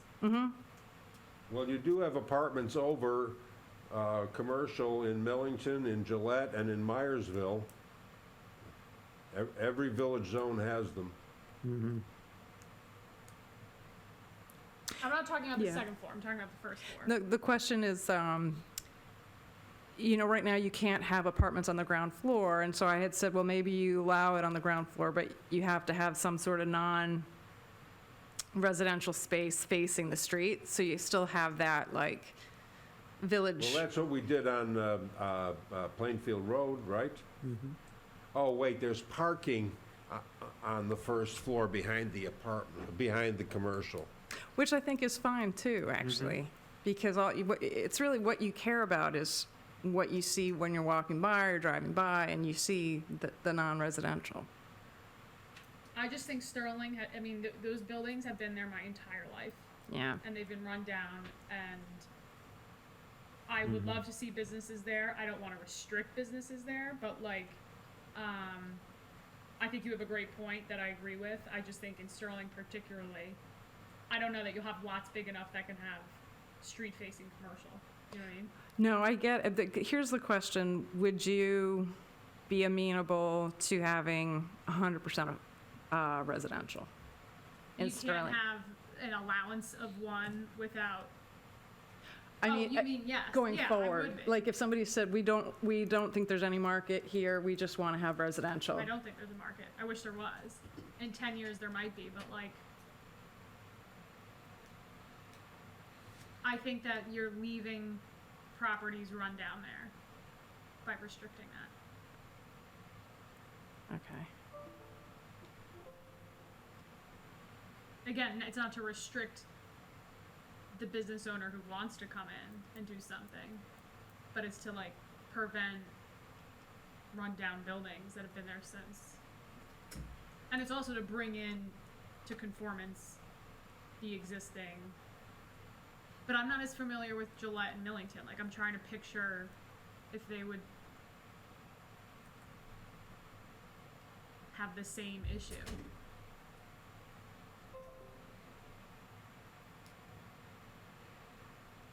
Like, what does the Millington Village cover? What was that question? The Millington Village? Yeah. Where does it, like, end? Like, you've got I don't even know if that. Well, where it ends today is the Country Farms convenience store, And then what about going towards Long Hill Road? Where does it end there? firehouse. Yeah, like, that's totally, that's like Well, actually, it ends short of the firehouse because the firehouse is in the P zone, so it actually ends at the old pizza mill, which is now an ice cream place. But that will change because we're extending the Millington Village zone to include Barrett Roofing, the old O zone, although I'm not sure that that's the right solution. That's what this draft calls for.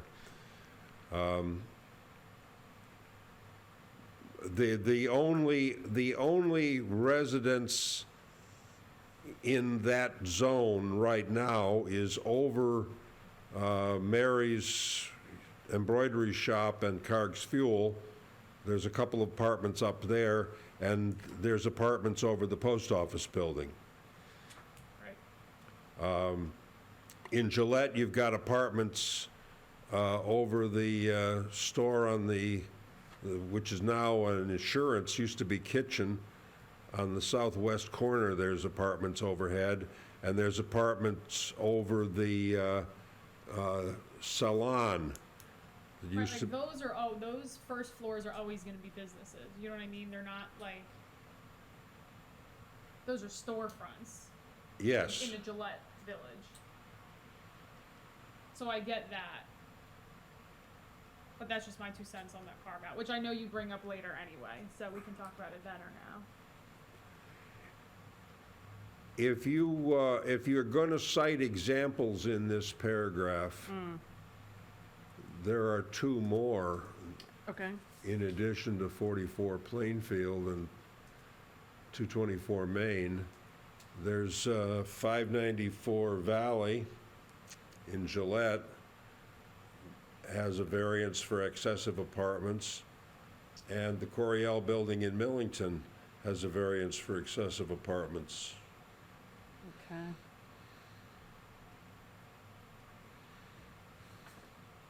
Dennis, what's the one in Gillette? Is that Elite? Hmm? The one you just said in Gillette? Angie's. Oh, okay. It's conforming for the lot size with 7 apartments, but this is about 3 years ago, the zoning board gave them an additional 7 in the back, which doubled up the density. Wow.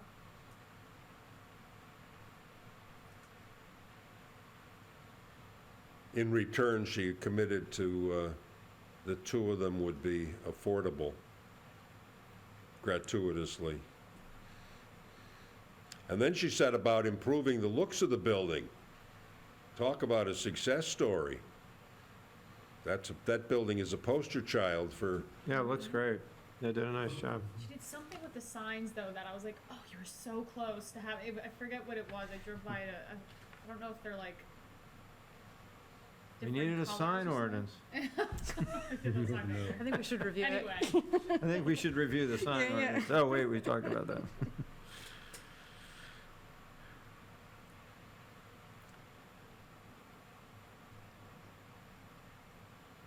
you ready to move on to 2.3.3? Yeah. Mhm.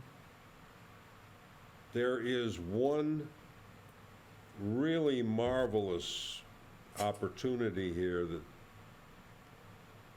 I know you don't want action plans, you just want Yeah. recommendations, but when you come time to find this place for public gathering space, I know where it is. All right, tell us. Okay, great. Good. Just say it. Huh? So, what is it? It's on Warren Avenue, Yeah. between the dentist and Dick Dorsey's house, on the west side of Warren Avenue. what's wrong with that? Huh? What's wrong with that? No, there's nothing wrong with that. That's the public gathering space. We ought to convert that into a little amphitheater. No, what's wrong with what's there now? I'm kidding. My dad runs space there for I don't know what tools or something.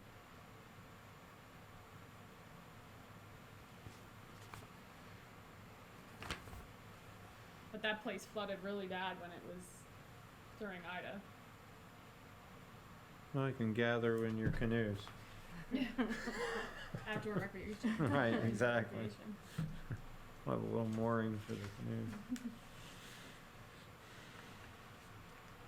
Okay, so no problems with that. recommendation? So those are the overall,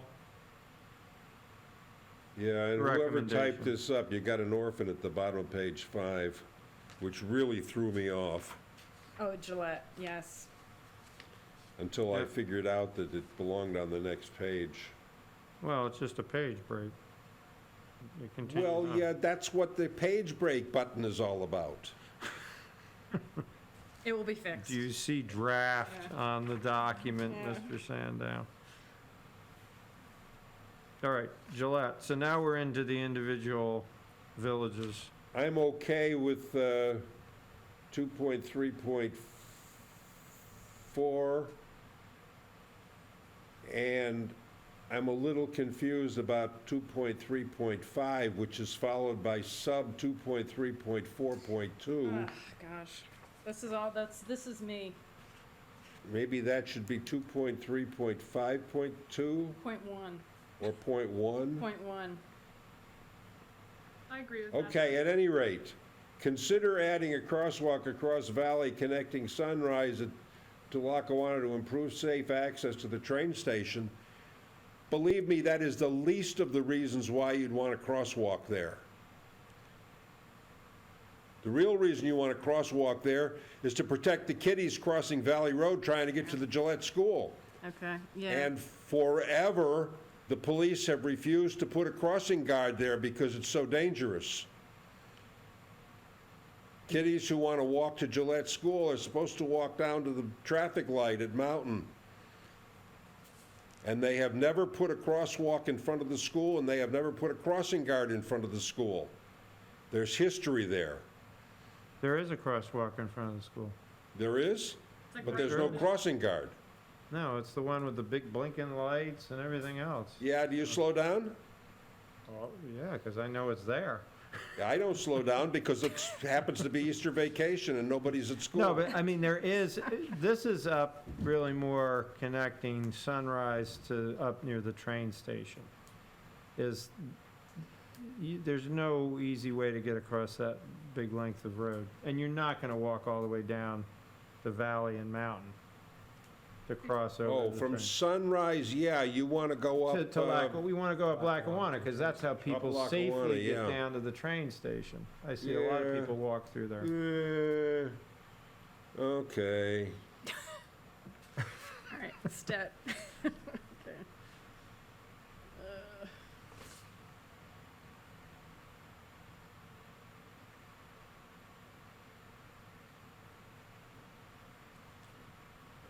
Okay, Sterling?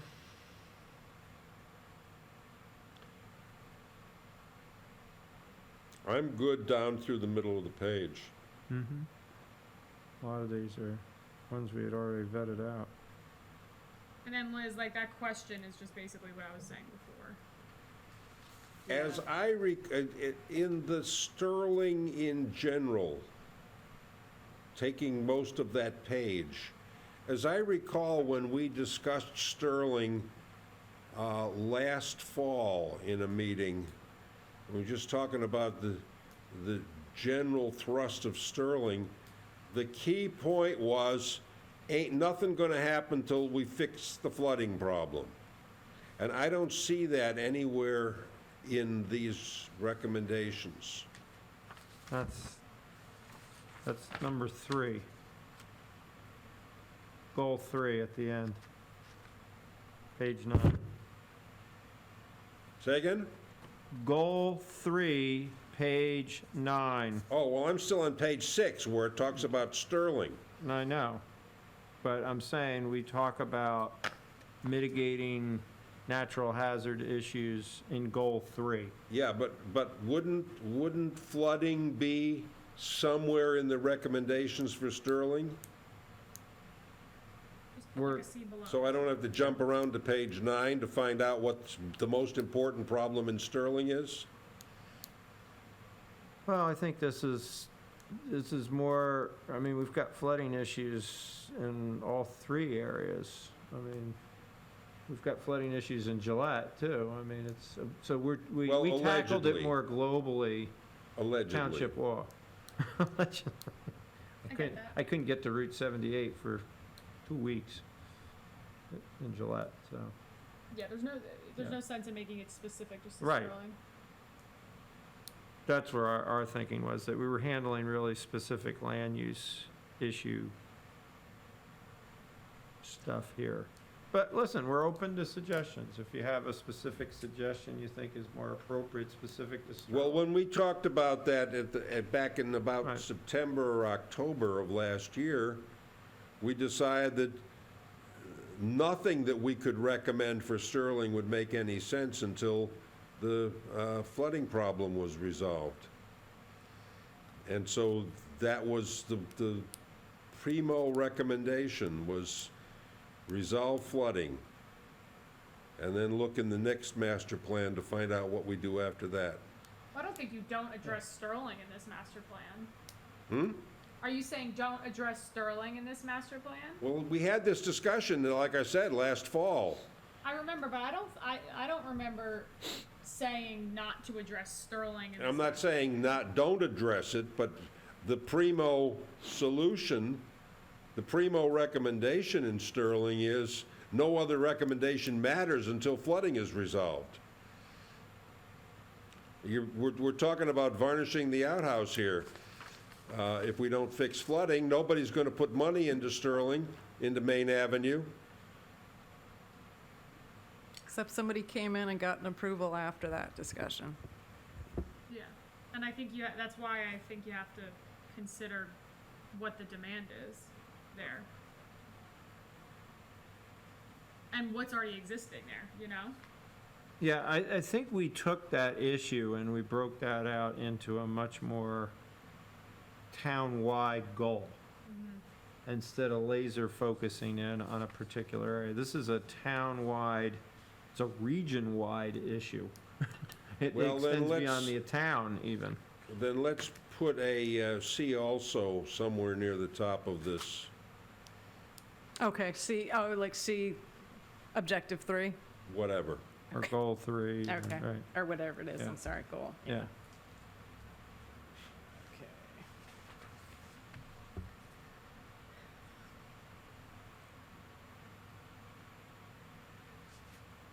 I think Millington is our only village, right, that doesn't experience flooding.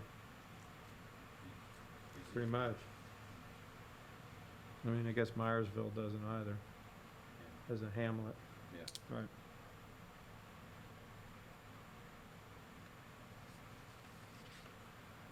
Now, we got a couple of open items here at 2.3.7. Yeah, and creating the zoning incentives for lot consolidation, and that, again, maybe you want to allow greater densities, or heights, or something, if there is a certain minimum lot size. Because, as I said, the minimum lot size now is 5,000 square feet. The project that was approved consolidated lots, so it's, essentially a half an acre, more than half an acre. So, is that something you would say, if you can consolidate a lot to get to a minimum lot size, we would, consider increased density or increased height?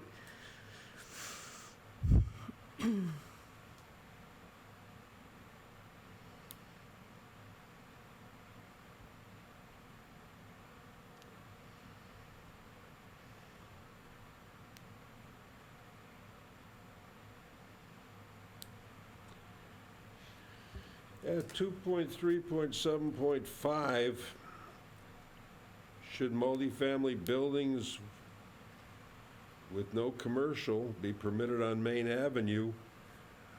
That's sort of one of the key issues that I hope would lead to a recommendation in this master plan.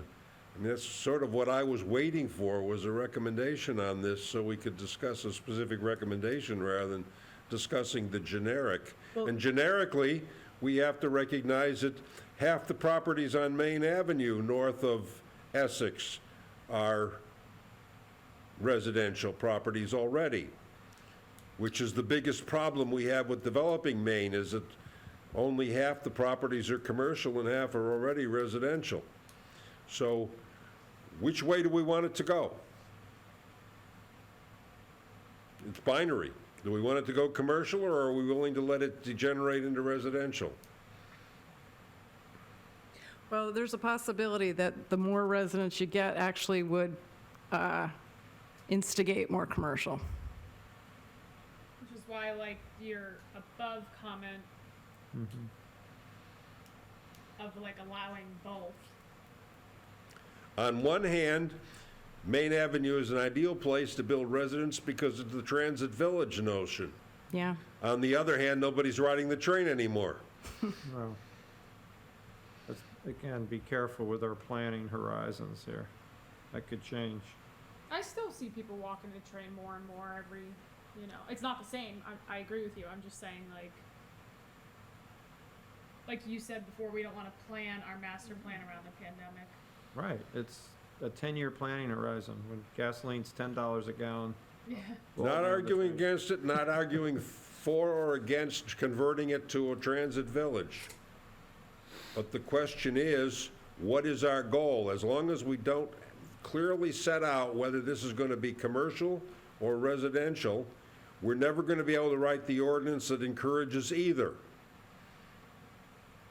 And we'll just stagger drunkenly for the next 10 years, not knowing what it is we want out of Main Avenue. I would permit, this is my recommendation, take it or leave it.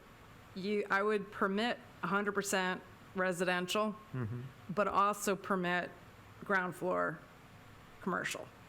And if there becomes a market for ground floor commercial, then it's a permitted use.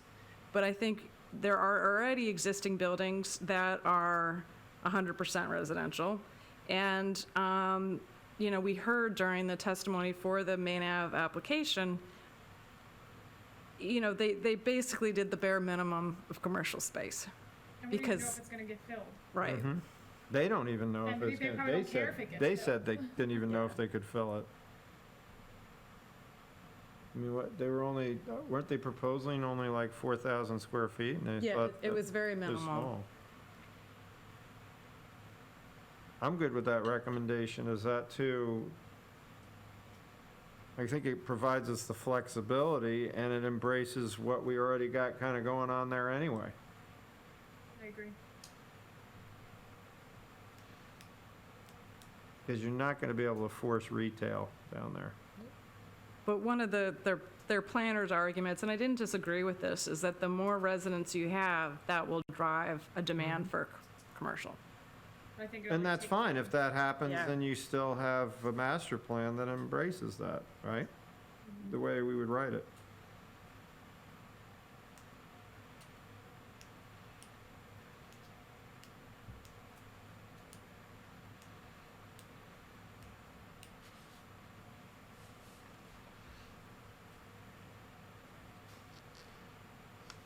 Okay.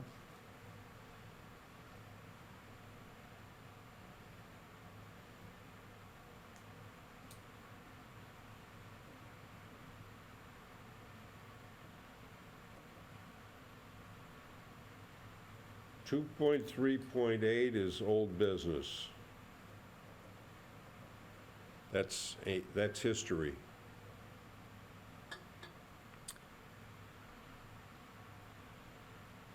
But not all the way down the Valley Road, right? Doesn't it stop? It's in progress. The township committee voted to spend $1 million to do it. Okay. And they heard my comment that you better get it done before next April because I don't want tearing up Main Avenue to interfere with the street fair. All right, so I'll take that out. But that's already in progress. By the time we publish this master plan, that'll be done. Okay. Great. Against my better judgment, but no one asked me to vote.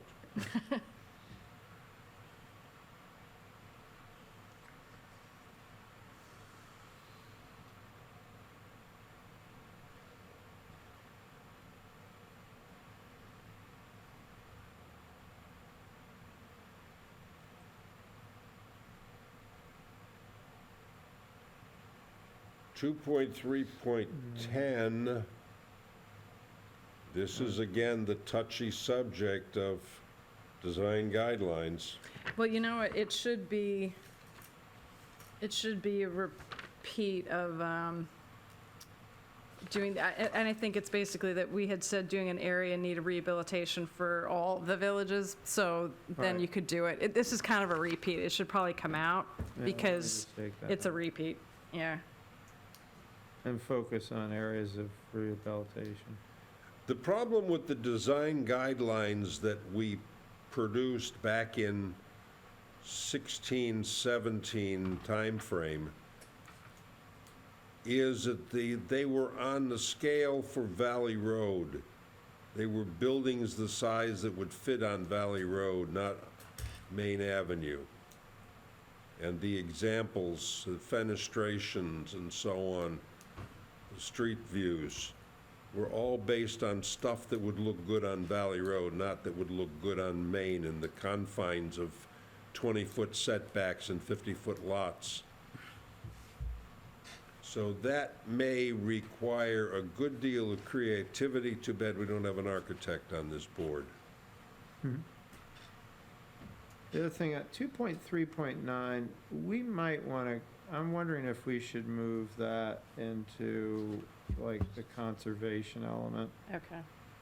because it's more of a general comment, it's not just specific to No, Sterling. I like it here. You like it in Sterling? I like it in Sterling because it's Okay, consistent with what the beautification committee is talking about. okay. Great, we'll leave it. And also, the traffic calming works real well on Main Street because of all the restaurant goers who are opening and closing car doors right in front of you while you're speeding down the street.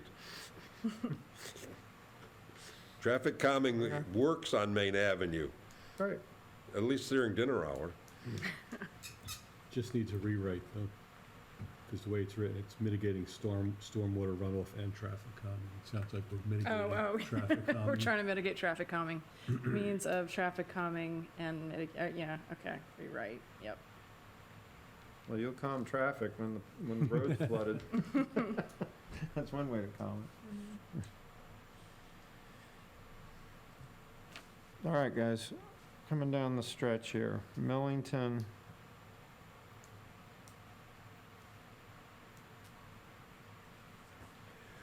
The Any comments? 2.3.11.2,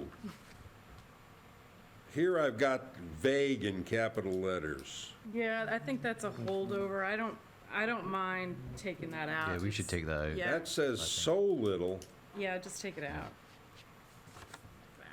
considering the fact that there's only 8 living units in the zone anyway, and probably none more will ever be built unless they convert the second floor of the Millington Bank building.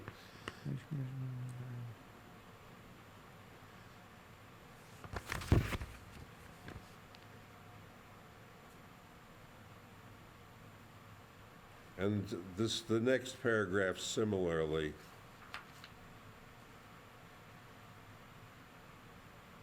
Symbiotic sustainability. Whoa, I had to get out my thesaurus for this one.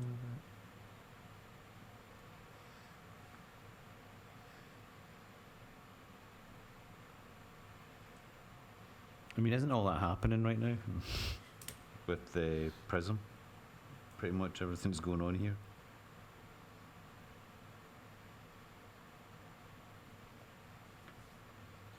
Well, I don't think we know what's going to be coming in yet, right, into the Tifa property, right?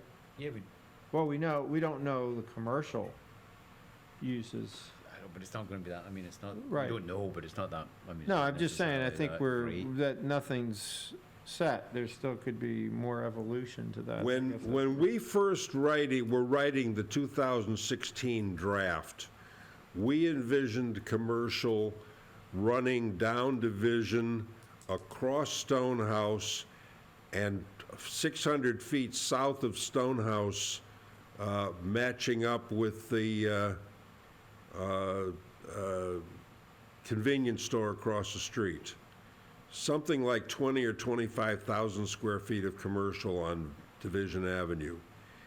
And over time, that got cut back in the first PRISM proposal and the second PRISM proposal, and ultimately, I think there's about 3,000 square feet now, maybe 4,000 square feet in the current PRISM. The whole notion of shopping on Division Avenue seems to have disappeared as a need. Yep. And the, Well, what do you recommend? I mean, do we want to eliminate that recommendation? I mean, I think, well, the 11.4, where you're talking about a density gradient near the train station, Yes. that's really overkill, considering the fact that nobody's going to build commercial there anyway, and between the firehouse and the car lot, the car repair, there's almost nothing you can do with that land because of slopes. So, although it would be nice to do something in Millington, I think what you're going to do is whatever makes economic sense, not because of a zoning gradient. yeah. Yeah, I mean, this just looks like it's kind of had its day. It was from a different era. We pretty much know what's going to happen there. I think you may have overthought this, is Well, what I'm saying. you already, see, the point is, we already have a gradient.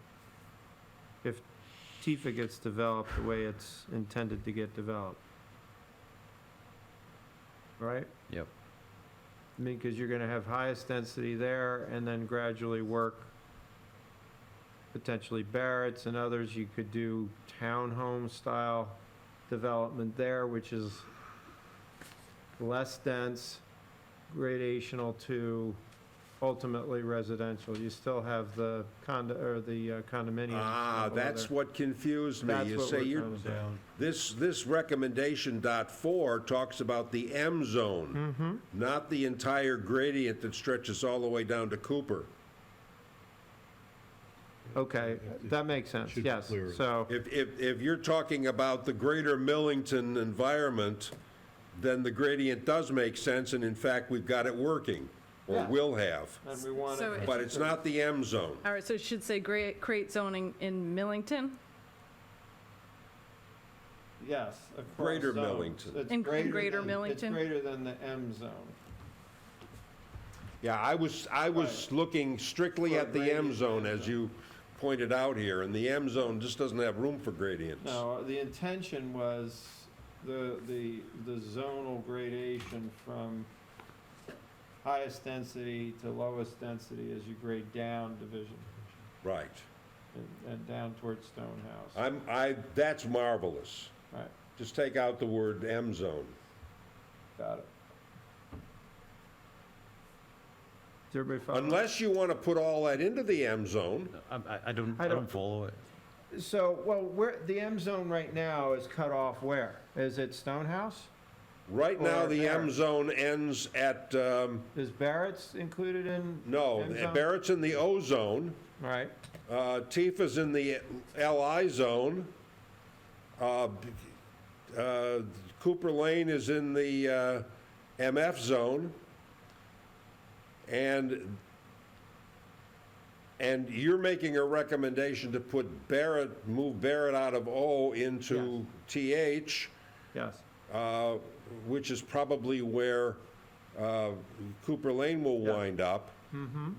I'm not sure where Prism is going to wind up, because right now it's in a residential overlay on top of an industrial zone. It should be the other way around. The industrial should be overlay so it can go away in time. Yes. But none of those three properties are consistent with the rest of Millington, from the Coriel building and the train station up through the firehouse. And down to Down the in the village. convenience store.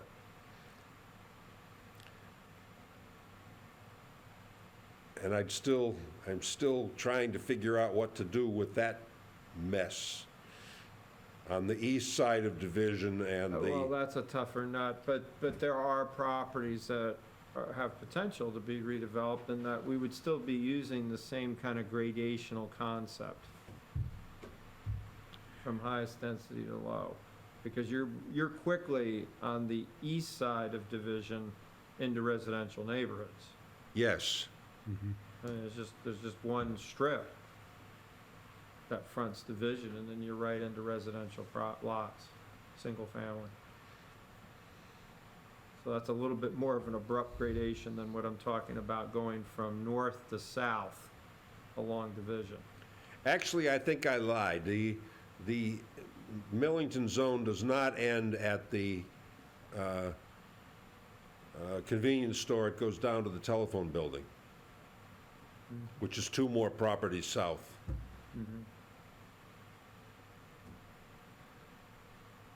Okay. But you're not going to ever do anything with the telephone building.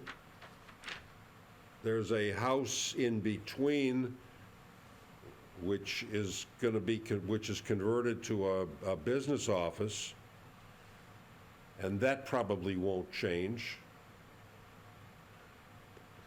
And I would still like to see some recommendation for the steep slope area.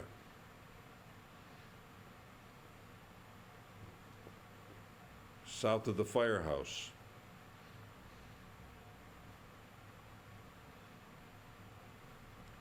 Okay.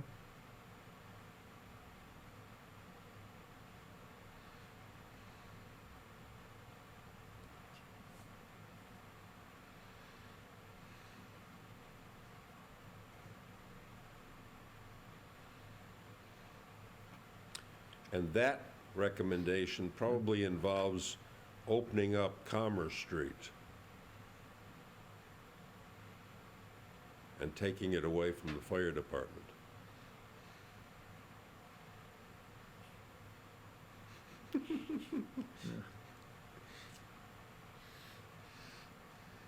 All right, anything else for Millington here? Let me see. The street parking along Division? Yeah, I mean, how are we going to have street parking on Division whenever you think about what's going in at Tifa? Yeah, what would be the purpose of itself? that? Well, I think that well, I guess they have allotted for parking in Prism's development, correct, for the commercial Yeah. space.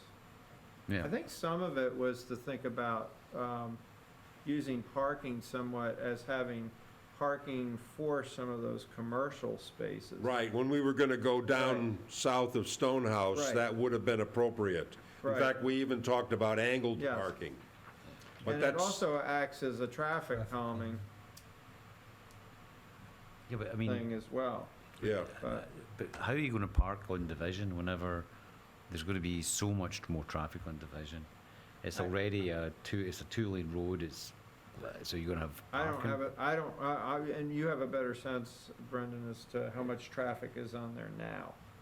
Yeah, I mean, I just think that, I remember this being discussed from a couple of years ago, and I just think things have changed somewhat there, and I didn't think it was a good idea then, but personally, I just don't think it's a good idea at this point.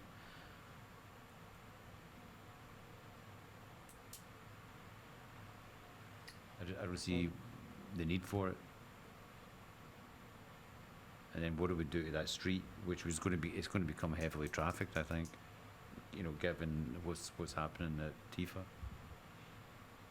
I think if you're gonna develop, again, we don't know how many commercial spaces might develop there, but you would have to have parking if some of those other properties develop commercially. But I mean, Instead of trying to put property, those lots are too small, I think, in many instances, to try to think that all the parking's gonna be accommodated on each of those lots. It's not like on Well, but you Valley. have, on the west side of Division, south of Stonehouse, the first 2 houses are part of the Barrett property.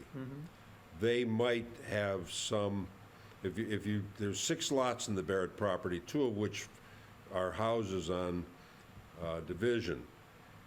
I suppose it's possible with the redevelopment of the Barrett property would include some commercial there. But there's more than enough space on Stonehouse to put parking behind them. So I'm guessing that parking on Division doesn't have much attraction.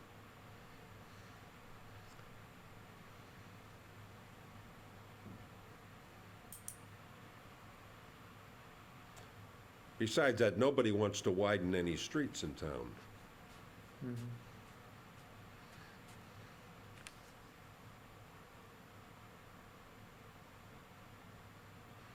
Okay, I mean, if we think we've looked at this and don't really want to go this route, I'm fine with striking it. The street parking idea, if we feel like we. Yeah, I don't that. think 12 has much merit as a plan. Or it's just looking to seek the county's permission, maybe I don't even know if we get some get it. input from them. Yeah, but they might come back and say it's a terrible idea. Yeah, but I mean, I think it's a terrible idea anyway. Without the county Before telling. the county, before it goes to the county. Okay. Listen, in theory, we should have parking also use for the train station. I mean, there should be in Yeah, the end, there's- plenty there's- of parking. yeah. It'd require a little more walking, but it's not a bad thing. And those retail spaces, as I remember from Prism, they're not extensive. No, I'm at thinking all. about the Across the way, potential for on the retail side. on the other side of the street. Because you're right, Prism kind of accommodated Mhm. parking for that. Well, if a retailer comes in, we could request that they meet with the county. Yeah. And, you know, if they need the parking. Right. But does it need to be in the plan? Yeah. Because I don't know if we want to commit to that idea or even consider it now in the plan. Are we okay with, though, considering some traffic calming related ideas? So why would we have them? I don't know, is there speeding issues through there? I don't know if there's any speed issues. Again, I don't know. Well, not I here. don't know There's no Millington way. well enough to know. Car, there's gonna be more vehicles coming in and out of. I town do Division know that than the, Stonehouse. I do know that the police department wants traffic ordinances to be passed before any calming devices are put in place. And there's a question as to whether the police department calls for traffic calming devices or the township committee does. Watch the rerun of last week's township committee meeting for that discussion. I'm not sure that the planning board wants to get involved in traffic calming. I guess it's a question of, do you want experts or people who have well-meaning ideas to actually make the rules?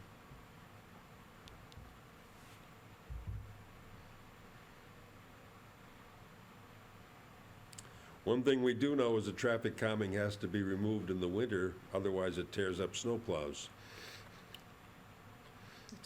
There's lots of different ways. There's- Yeah, there's you like can- speed you can bumps do and bold everything. outs, narrow, you know, at the intersections, things like that. I'm not suggesting that we do that here, I'm just saying, it's not just, you know, things going across the road. The best traffic calming stuff that ever happened in New York City was all the outdoor restaurant off the sidewalks. You talk about traffic calming, you can't get through the city streets now in New York. I have to tell you, Hamburg, New York has a state highway running through downtown Main Street. And it was a super hazardous place to drive. And what the town fathers in Hamburg did was they convinced the state to fund traffic circles. And every other intersection on that main avenue has a traffic circle. It took away some front yards and some sidewalks from the businesses. But now every second block, you've got to slow down to go around half a traffic circle in order to go through that town. And it is incredibly safe these days compared to what it was 7 or 8 years ago. Now, whether or not we Only can down put division. traffic circles in as traffic calming, I don't know. I think we're just considering it, you know. If we feel like we've already evaluated, I don't think we have, I don't think we know what kind of traffic we're gonna get there yet. It may become an And issue. it may become an issue, and it'd be nice to at least have it addressed as something that we would consider, that's all.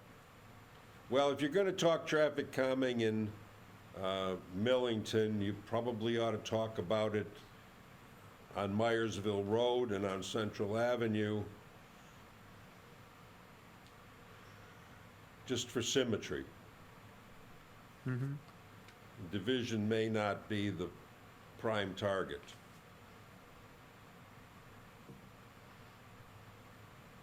Well, Maine, we just talked about Maine and Sterling, so.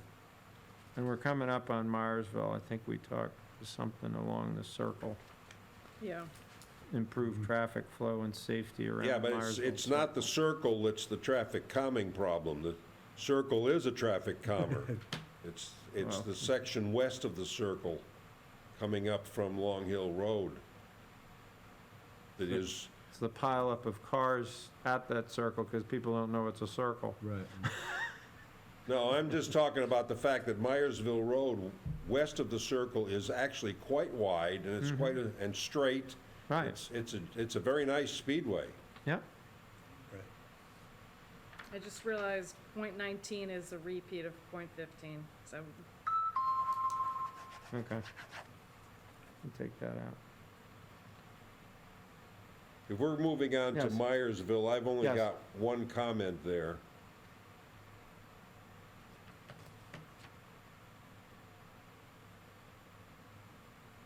And that is at point 16. There is appropriate signage to the Great Swamp. They put it in themselves about 10 years ago. Brown signs all the way up from 78. Like a trail of breadcrumbs leading up from 78, if you watch for the signs.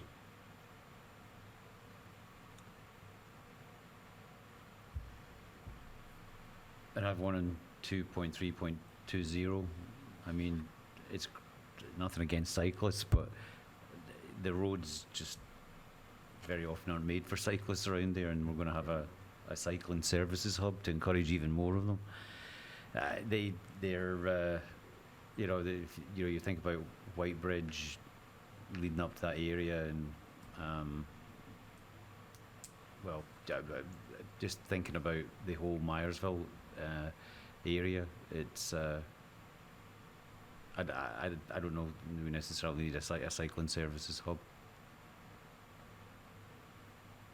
I think it's a little bit over the top, and I don't want to discourage them, obviously, but I don't want to necessarily actively encourage them because there are reports every year of cyclists getting into accidents around here, and it is dangerous to be a cyclist, and it's also dangerous to be a driver around them.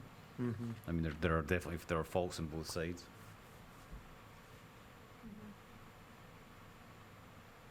Yeah, and I guess the thought was, it's kind of already happening, and thinking about trying to provide opportunities for businesses to support the cyclists, et cetera. I mean, you think about that, the Mountain Hill Bistro and other things that obviously bikers stop at, the rest area and stuff like that. You know, Every maybe it's 5 less years- formal. every I don't know 5 if we're years that necessarily rest- creating a rest area, so to speak. I guess it was just encouraging. Every 5 years, that restaurant changed its name, and every 5 years, we go through the same cycle of saying, wouldn't it be wonderful if? Right. Yeah, but I mean, if that wasn't your intention, Don, that's how it struck me. That you've got like a.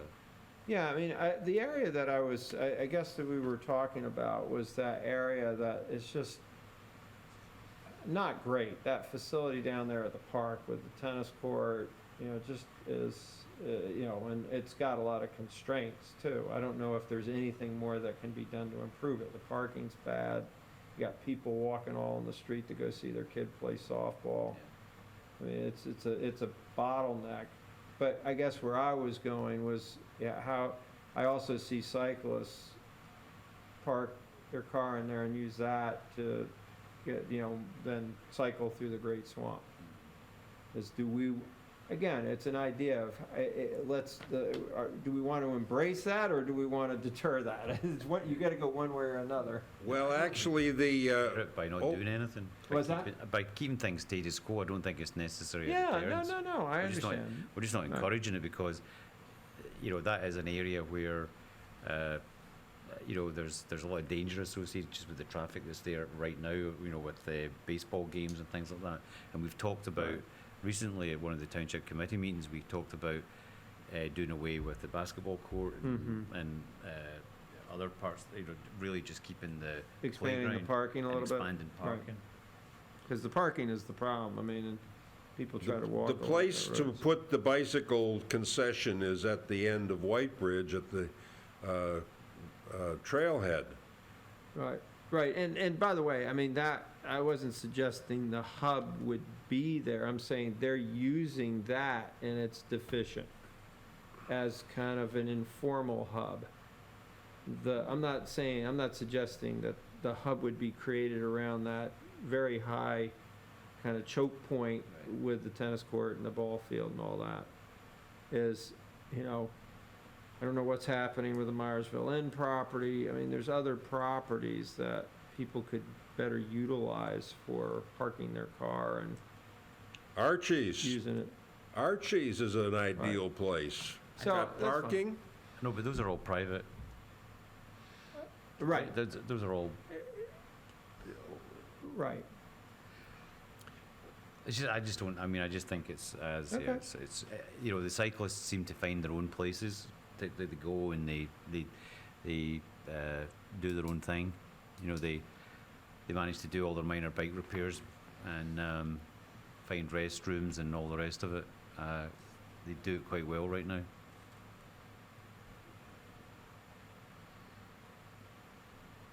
All right, so are we taking that out then? Yeah, that's, Okay. I'm fine with that. Okay.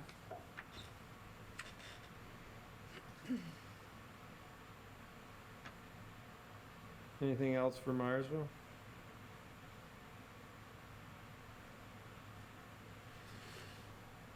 Well, we do honor and respect the residents of Myersville who don't want anything to happen there. But if you actually do an inventory of what the attractions are in Myersville right now,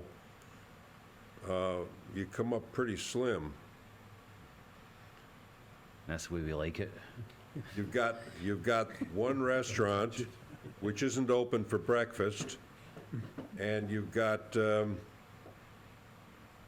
church that's open every other week, every other month, and you've got an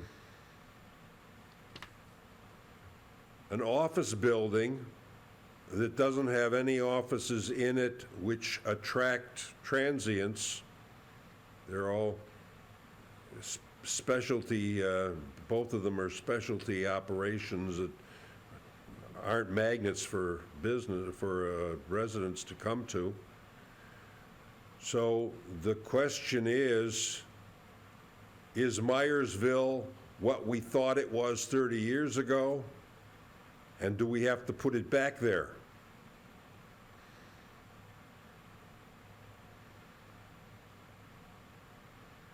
I don't know. Yeah, I think we're fine. I think the first .14 sums it up. Status quo. Okay.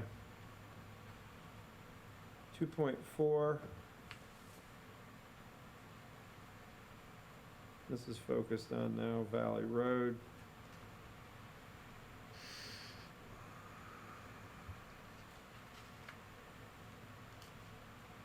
2.4.2, I'm not sure that this is not ancient history. We do permit residential uses above the first floor We, multifamily elsewhere, we haven't done yet, although we're doing it by variance on Plainfield Road. I think But the- the question here, though, also is, what about 100% residential? Which we don't permit.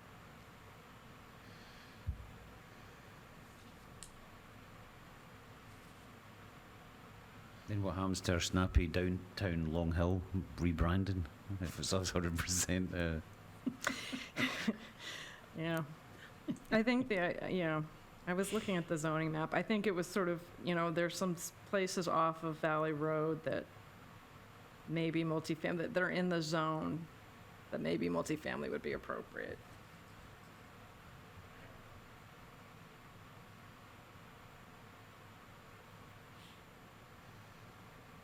Before we get Yeah. too deep into the 2.4, I have a hard time. Yes, yeah, well, we're So- we're stopping at 10:30 Okay, anyway, alright, so, that's what I yeah, just wanted to- I don't wanna disrupt the forum. yeah.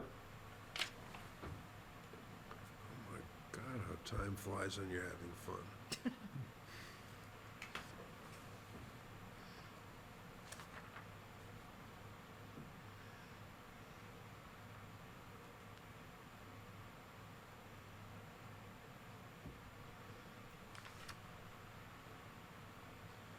Two point four has been in various versions of this plan for 20 years. And if you actually go out and in the parking lot and look at what that would amount to, you say, why do we keep talking about this? If you actually did build a bridge, and by the way, there are actually curb cuts on the west side of this parking lot to allow a pathway, what you wind up with is the truck docks at the back of Valley Mall.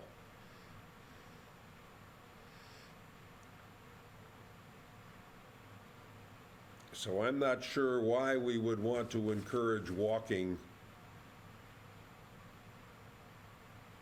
to the truck docks in the back of Valley Mall. To say nothing of the fact that you'd actually have to build a bridge to get across the drainage ditch.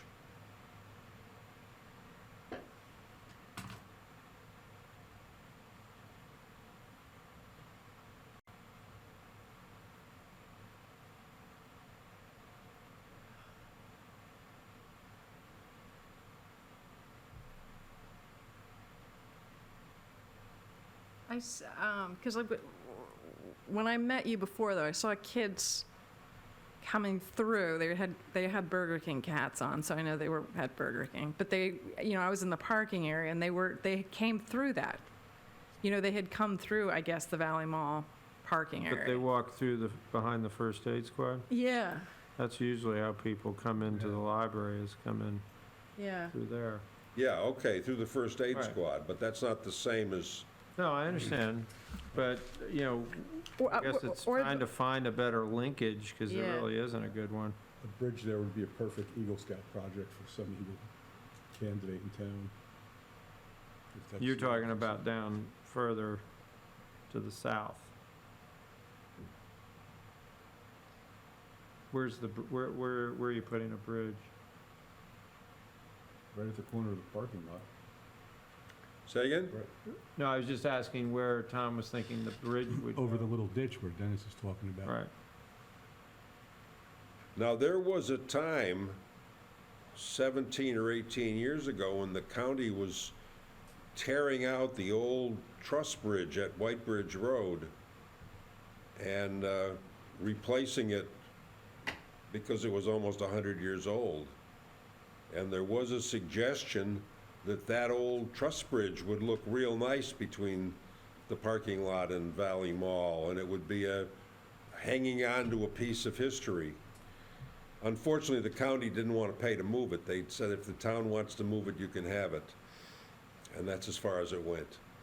The ditch over here? How big Yeah. was the bridge? Huh? The ditch is 4 foot wide.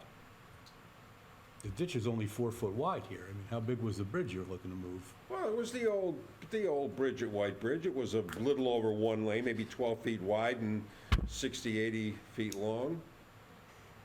But it could have had a historic marker placed on it. Does it make sense to try to establish some sort of, not dedicated path, but I don't know what you would do, but through the first aid squad property? Mm-hmm. Problem is, there's no sidewalk, right, from, There is. but it ends, right? And it doesn't connect all the way through that parking area. Oh, I mean, it.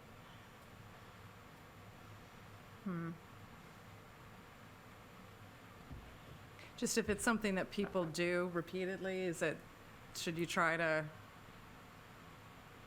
make it official?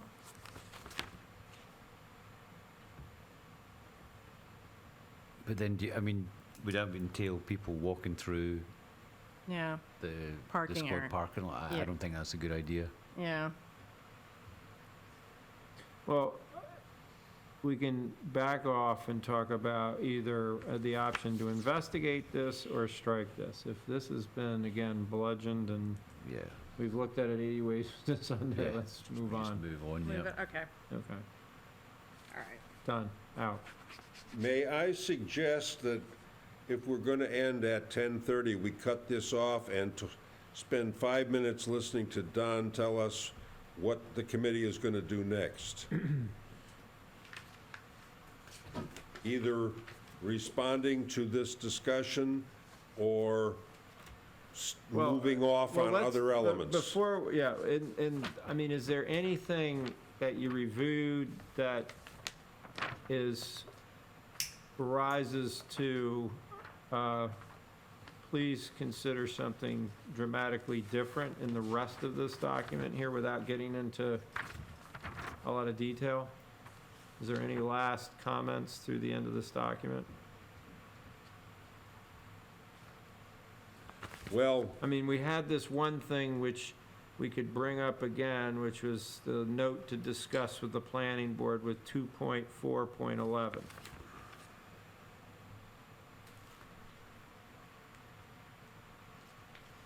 this is a promise made and a debt unpaid.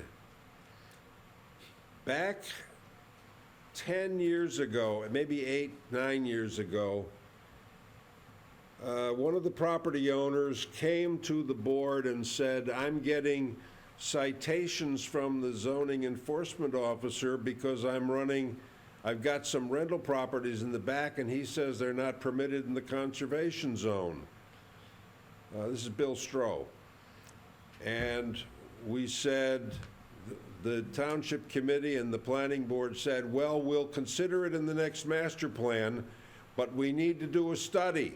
Who's going to pay for the study?